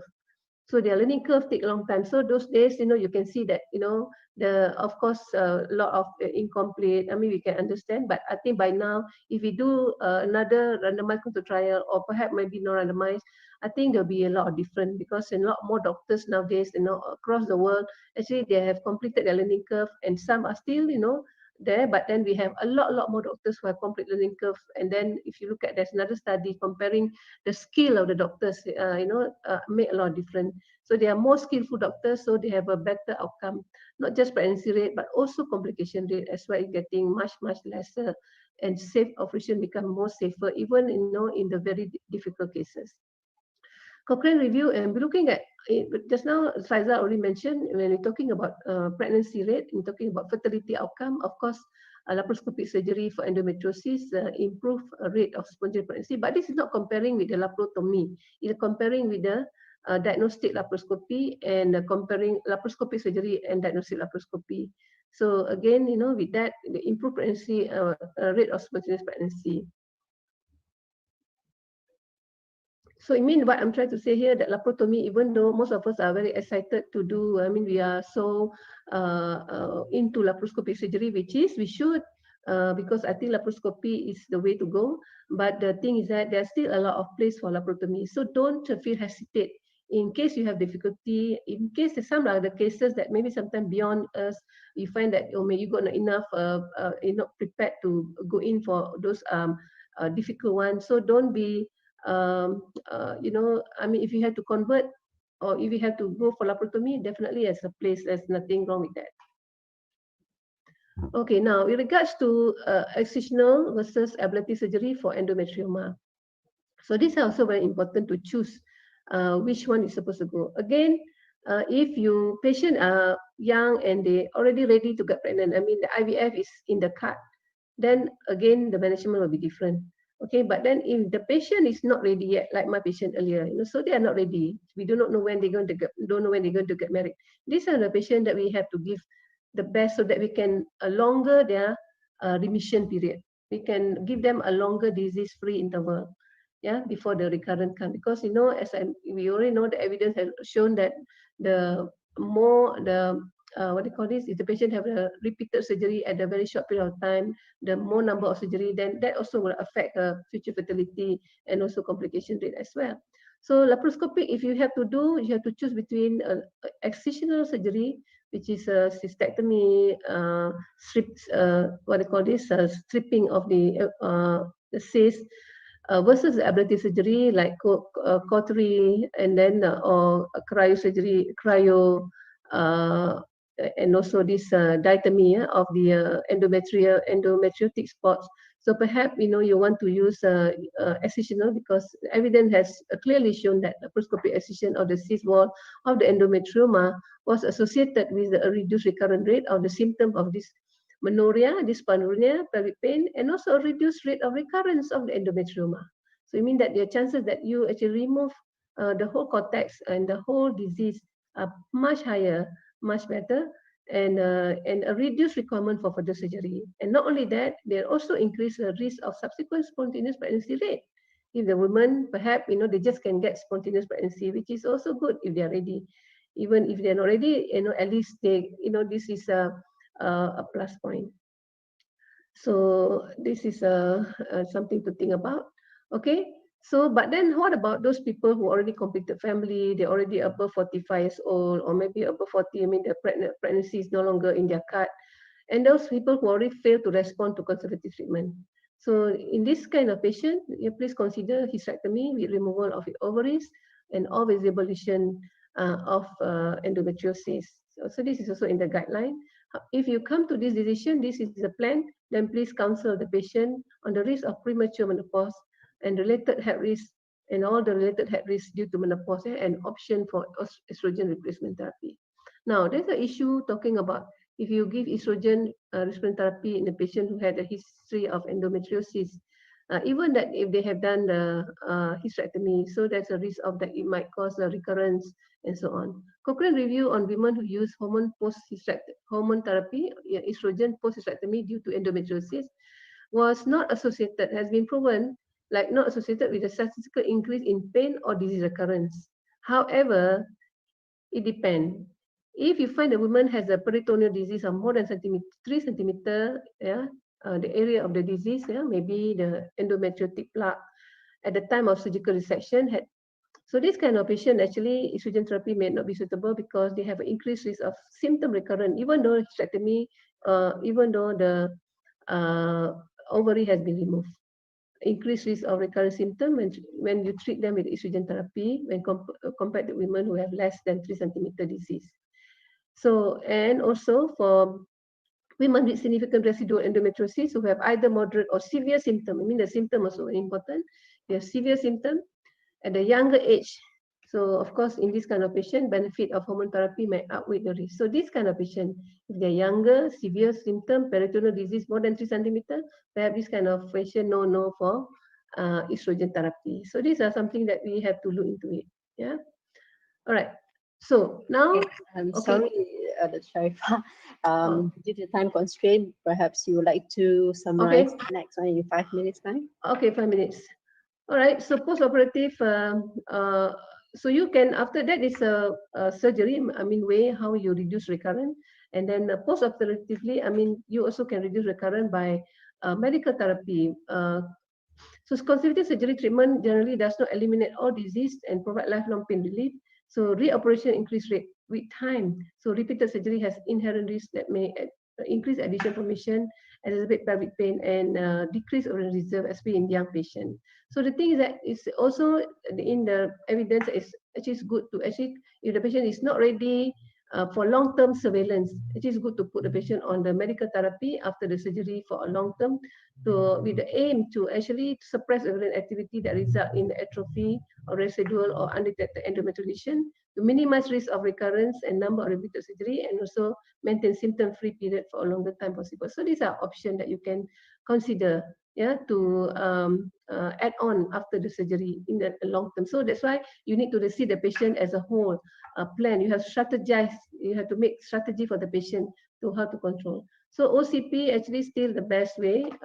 This study, this also grade 1 has been shown that it has a significant continuing after surgery. It has definitely a better benefit for the patient, lower recurrent rate, and whether cyclic or continuous is better. So study also has shown there that actually both cyclic and continuous is better than surgery alone, but the continuous group is seen to have a lower risk of recurrence as compared to a cyclic. So it depends. You have to see what's your patient. Then whether you want to give a short. If you give a short term, less than 3 months, perhaps it will reduce. It will delay the symptom of recurrence, but it does not actually reduce the long term. Does not prevent long term recurrence. So if you want to use OCs, for the surveillance, then you have to give more than 12 months. It's possible you have to give that as long as possible until they want to prepare to get married or to get pregnant. Whether progestin, what progestin matters, it doesn't matter. Any progestin actually has been shown that has found no difference. Okay, and then of course the progestin, the best one actually is those dinogestone because of their property. So these are more specific for endometrium. So perhaps this is also a good choice for a long-term therapy for surveillance, and reduce risk, also prevention or secondary prevention, and also manage the patient pain for a long time. Between Mirena and GnRH, of course, Mirena, of course, patient again, for patient who, this all for patient where pregnancy is not in the card. So giving Mirena for a long term is also is very beneficial because it can go for up to 5 years. So also something that you can consider, that also reduce. Study has been shown. These are all grade 1 studies that it has been very beneficial in reduction of a recurrent as a secondary prevention. GnRH also very important. I think this GnRH you can only give patient for 6 months. So now the issue whether to give 3 months or 6 months after recurrent surgery. So study has been shown that if you give for 3 months GnRH, it means that you only delay the recurrence for another 3 months before it happened after the treatment stop. So if you give for 6 months, you might delay recurrence for up to 6 months to 8 months. So but the thing is that it's good to also put on because there are many studies has shown that also these all randomized controlled trial study shows it's very beneficial. You can give up to 6 months. In fact, if you can give up to 12 months to 2 years, that also will be more beneficial. But also you have to think about the complication of the bone demineralization and this and that, and perhaps they require add back therapy and so on. Sure, I would prefer to put my patient for 6 months and then followed by either OCP and also either OCs or progestogen treatment for a long time. So, and then we're talking about cost. If you think that cost is an issue, so study also has done those cost analysis studies, putting patient for 3 months to 6 months. If you look at here, actually putting patient for long-term GnRH are much more cost effective. Whether whatever endometriosis that patient is having, for what reason you put in. So definitely putting for more than 6 months are much more cost effective. Okay, take home message. Endometriosis is a chronic and recurrent disease requiring lifelong management. So avoid pre-medical therapy in cases indicated for surgery for endometrioma or patient for excision of deep infiltrating when conservative surgery is required. Careful cystectomy or stripping of cysts give a better reproductive outcome and lower risk of recurrence. Regular and prolonged medication should be recommended after conservative surgery to prevent recurrence of endometriosis symptom and lesion when pregnancy is not desired or delayed. And short-sighted temporary solution should be avoided. And lifelong management aim to prevent recurrence should be emphasized. So yeah, thank you. Sorry for that taking so much time. No worries. Thank you so much, Dr. Sharifah, for the very wonderful presentation. There are a few questions here that will be answered live. I will go through the questions, and those have already answered, I will just run through with you guys. Okay, so I'm going backwards. The last question was posed by this anonymous attendee. Current thinking of the genesis of endometriosis is that it is a conversion of stem cells rather than displacement of endometrial cells. Hence, the use of exogenous estrogen is not encouraged. So I think it is an anonymous attendee has mentioned about the use of estrogen or COCP in endometriosis patient. So would anybody like to answer that? Can I answer that question? Okay, thanks. So thank you for the question. So basically, there is always a debate regarding using of COC as well as the progestogen alone. So as we know, as Dr. Sharifah lecture have mentioned that actually you can actually use this progestogen basically Visan or the Danogest because it's really confined to the endometrium and very good in terms of reduced risk of recurrence, control symptoms and things like that.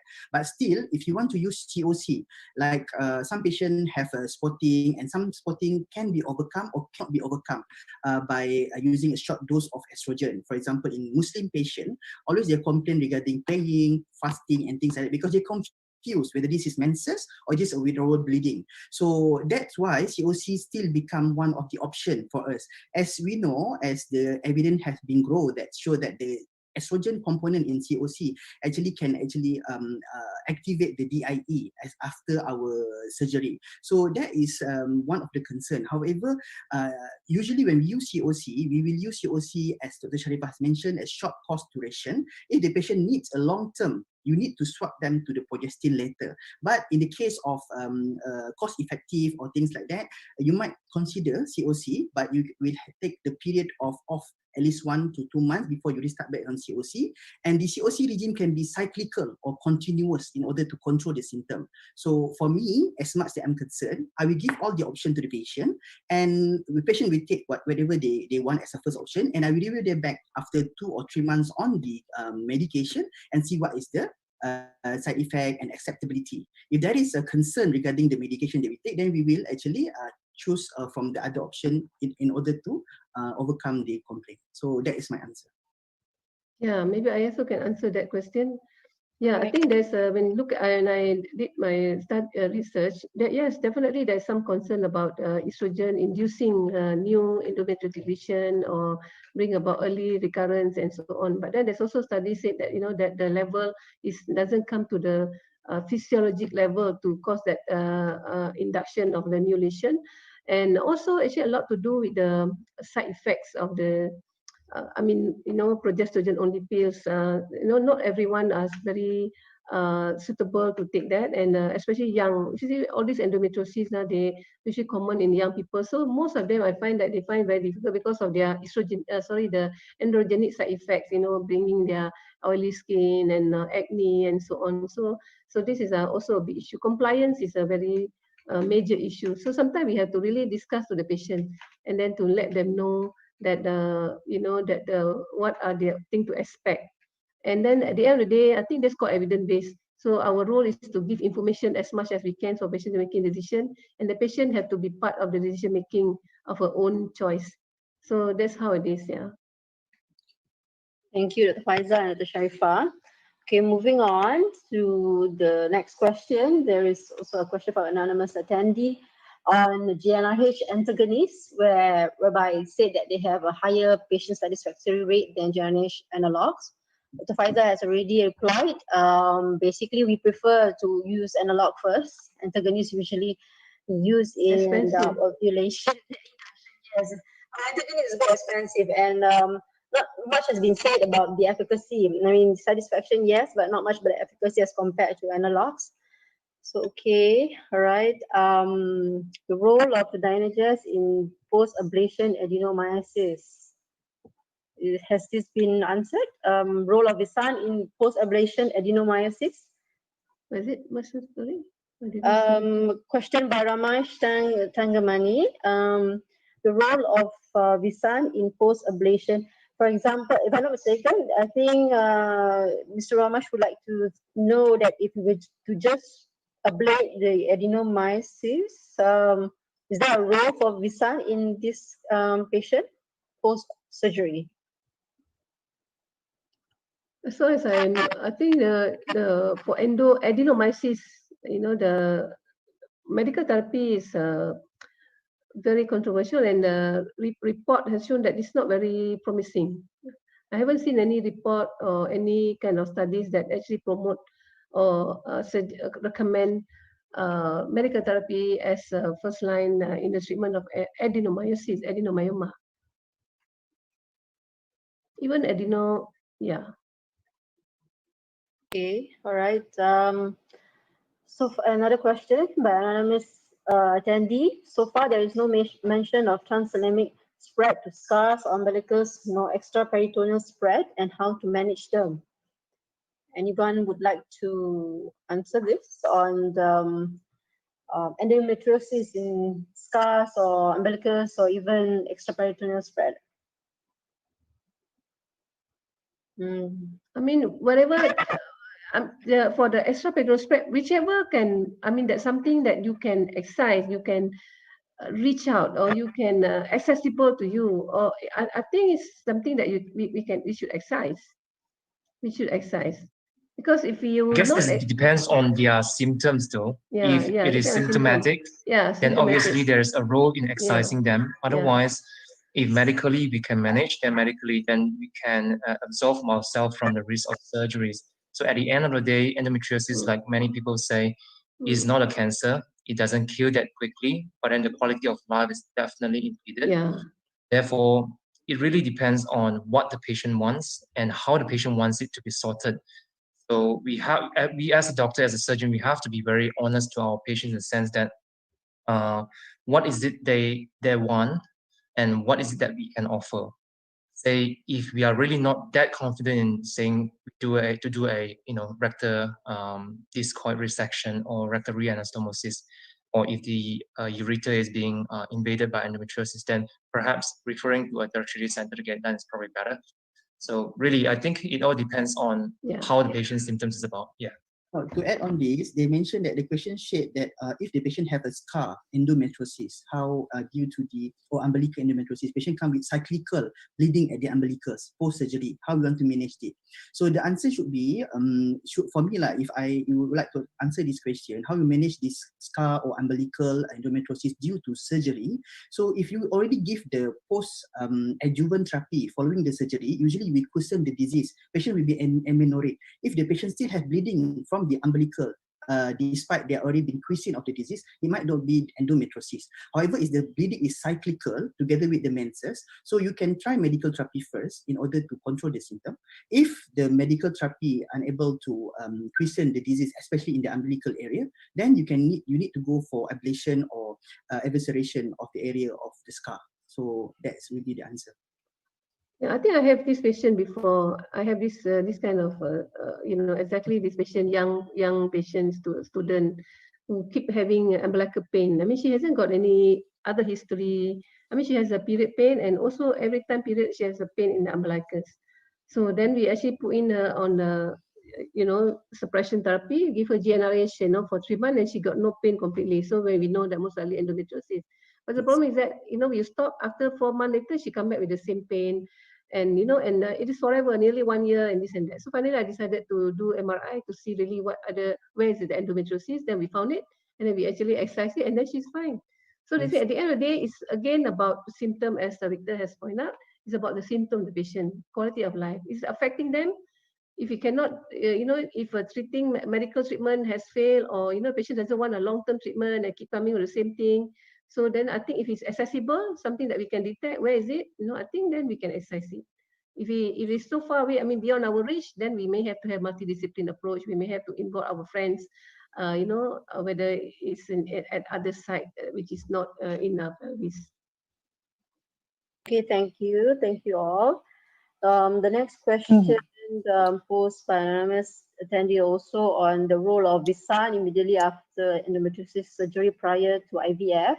Faisal has already replied that yes, can use them. The results are comparable between the Visan and GnRH analog, but Visan will take longer time to reduce the CA125 as compared to GnRH analog. So it depends on the also look at the patient stage and also their issues.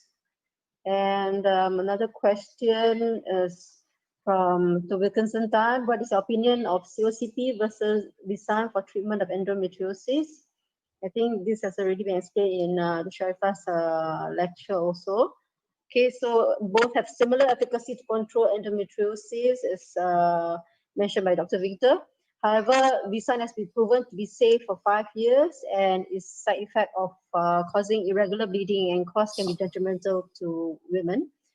Okay, so but on the other hand, COCP has a well-proven safety profile and relatively cheaper, so definitely will recommend if fertility is no longer a concern. Okay, all right. So another question by an anonymous attendee: Can HE4 level can be used as an indicator for endometriosis? This will be answered live by Shuding. HE4 is a sensitive hormone towards menstrual cycle. Yeah, but it is not useful to diagnose a low risk endometrioma, because studies do say that after excised the endometrioma, the HE4 remains constant. So it's not a good indicator to diagnose endometriosis, and clinical diagnosis and still ultrasound assessment is still the best to suspicious to differentiate endometrioma with a malignancy. Okay, so but if it's quite ambiguous or anything, would you recommend to go ahead with HE4? I'm not too sure whether HE4 level is it available in all facilities, but yeah, it's now more on research purposes. Yeah. All right, thanks. Thank you, Dr. Lee. All right. The other question on Simpson theory. I think this is basically on what is the difference between cystectomy and evisceration for endometrioma. So this question will be answered live. Who would like to answer this question? Cystectomy and evisceration. I think we all kind of use it interchangeably. Yeah, I thought I answered already just now. Okay. Probably would like to repeat the answer to yeah. I think I answered it already just now earlier in the presentation. It's the same, right? It's the same. Yeah, it's the same. Yeah, it's just another way of saying it, more atas. And then another terminology for cystectomy for endometrioma. Yeah.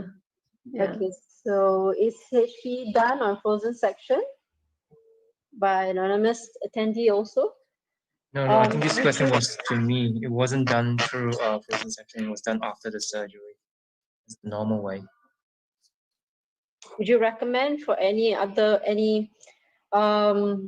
possible cases or scenario that you would recommend a frozen section when you embark on a laparoscopic surgery for an endometrioma? No, probably not, because I guess if you have the resources, you can try doing that, but then practically it's going to be quite challenging to be doing this. Especially we have already got all these, risk screening tools like what Dr. Lee has mentioned a while ago. And the risk of really developing an ovarian cancer out of endometrioma is about 1 to 2%. Therefore, when it comes to public health and carrying out surgeries, the cost and benefits has to be weighed in the same level. Okay, thank you, Dr. Victor. Another question by Dr. Wilkinson Tan: Can we use plain normal saline for hydrodissection of endometrioma, endometriotic cyst wall? Victor has already explained you can, but it's not going to be helpful with hemostasis. And this is a question by Mr. Ramesh Tangamani: Is whether Lucrine is licensed for endometriosis? Pfizer has already mentioned, yes, in Malaysia we do use the 3.75 milligram and 11.25 milligram, either Lucrine or Deferlin.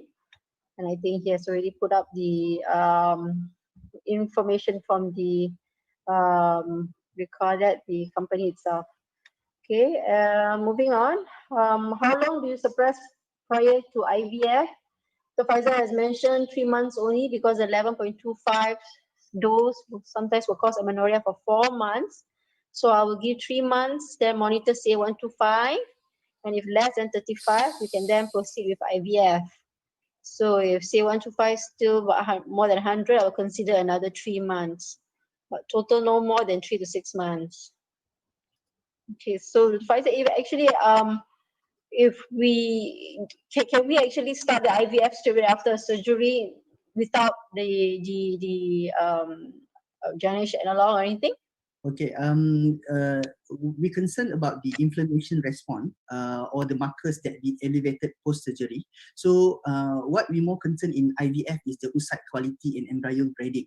So as a lot of research that has been done by me and my team regarding the oocyte quality and embryo grading following the endometriosis.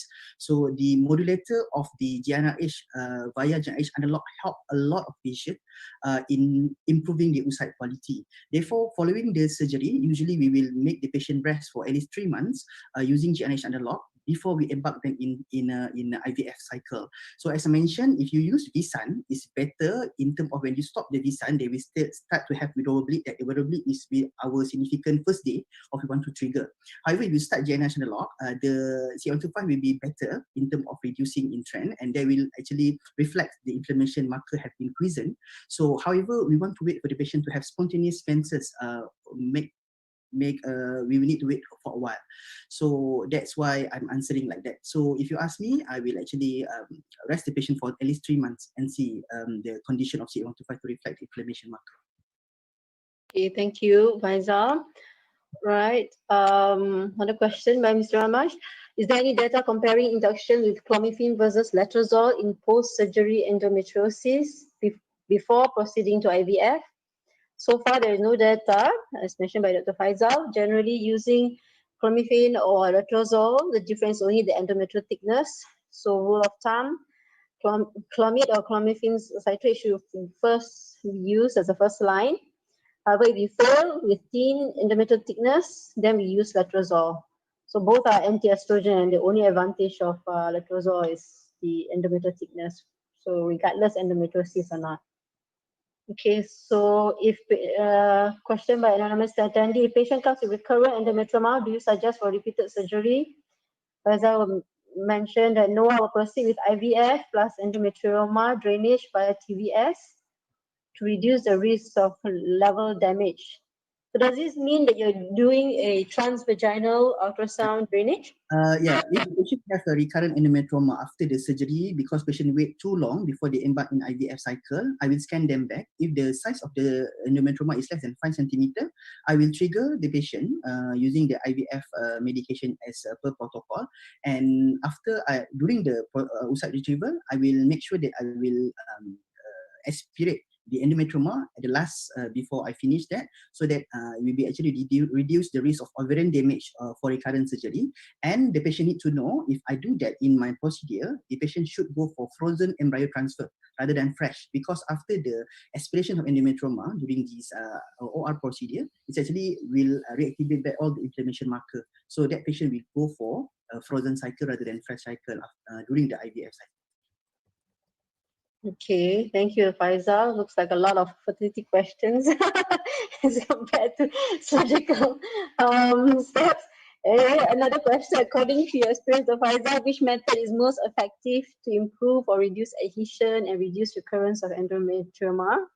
I think Dr. Sharifah already answered this question yes. before. So I think it's quite comprehensive in Dr. Sharifah lecture as well as Dr. Victor. So I think it's answered.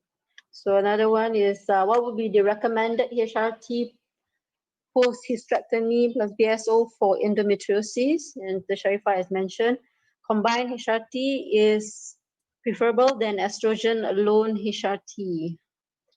So this, okay, all right. So I'm guessing that this is because would prevent the recurrence of endometriosis, right? Yeah. With regards to endometriosis, because we are talking about issues on recurrence as a result of induced by the estrogen, right? So at least when they have a combined, so that effect is being negated by the progesterone.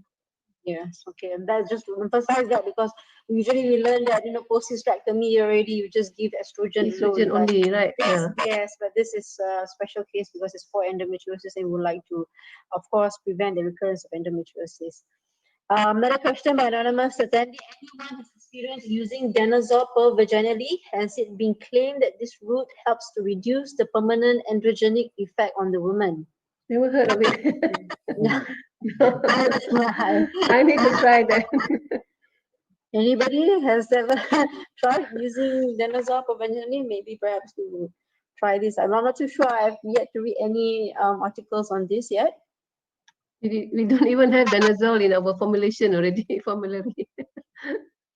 Okay. All right. What about the usage of IUD for secondary prevention? And Sharifah has mentioned Mirena is useful, but not copper-based IUD in secondary prevention. I think this is goes back to it's progestin, right? Okay. Intrauterine, it has a progestin effect. Yeah. And a lot, I use it on the patient who is 40 years old and above, because study do say that recurrent rate is lowest in a patient who is 40 years old and above. So if they are treated and put Mirena, hopefully they embark into menopause safely, then to prevent recurrence. Okay. All right. Thank you so much, Lee. All right. And aspiration of endometrioma during OPU, would be worried about infection of PID by Tameli.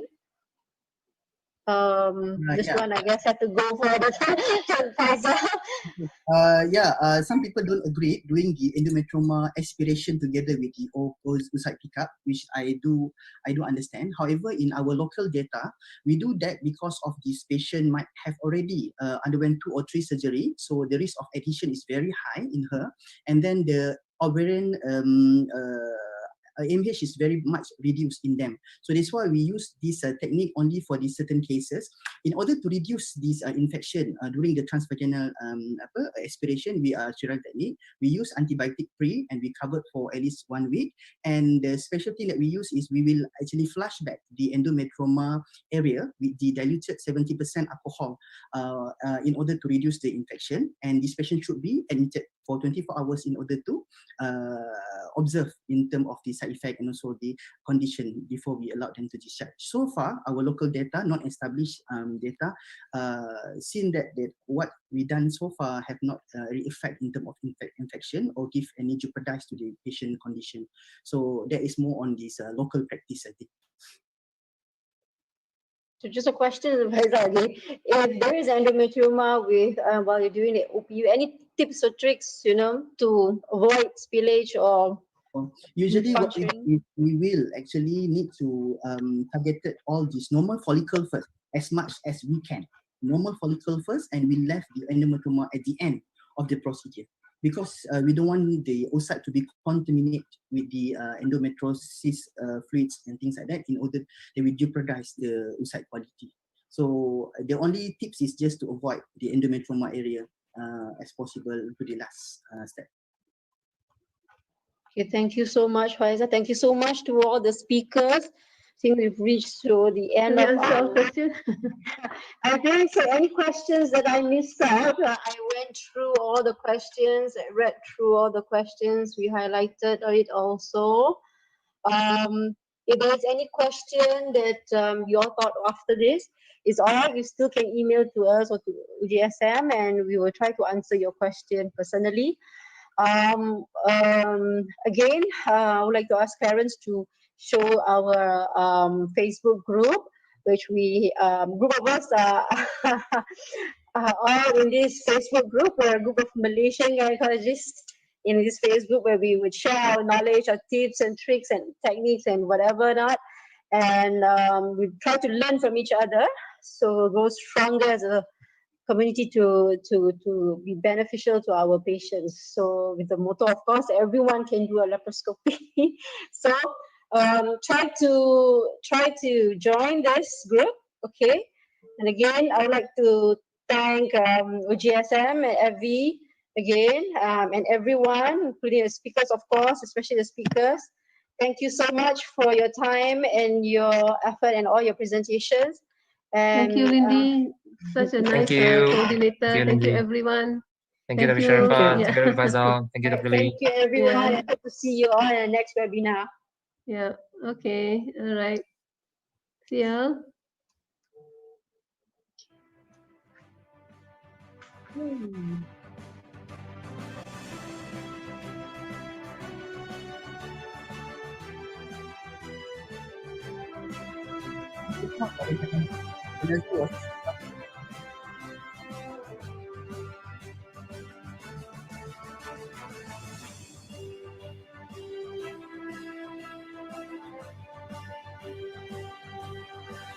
the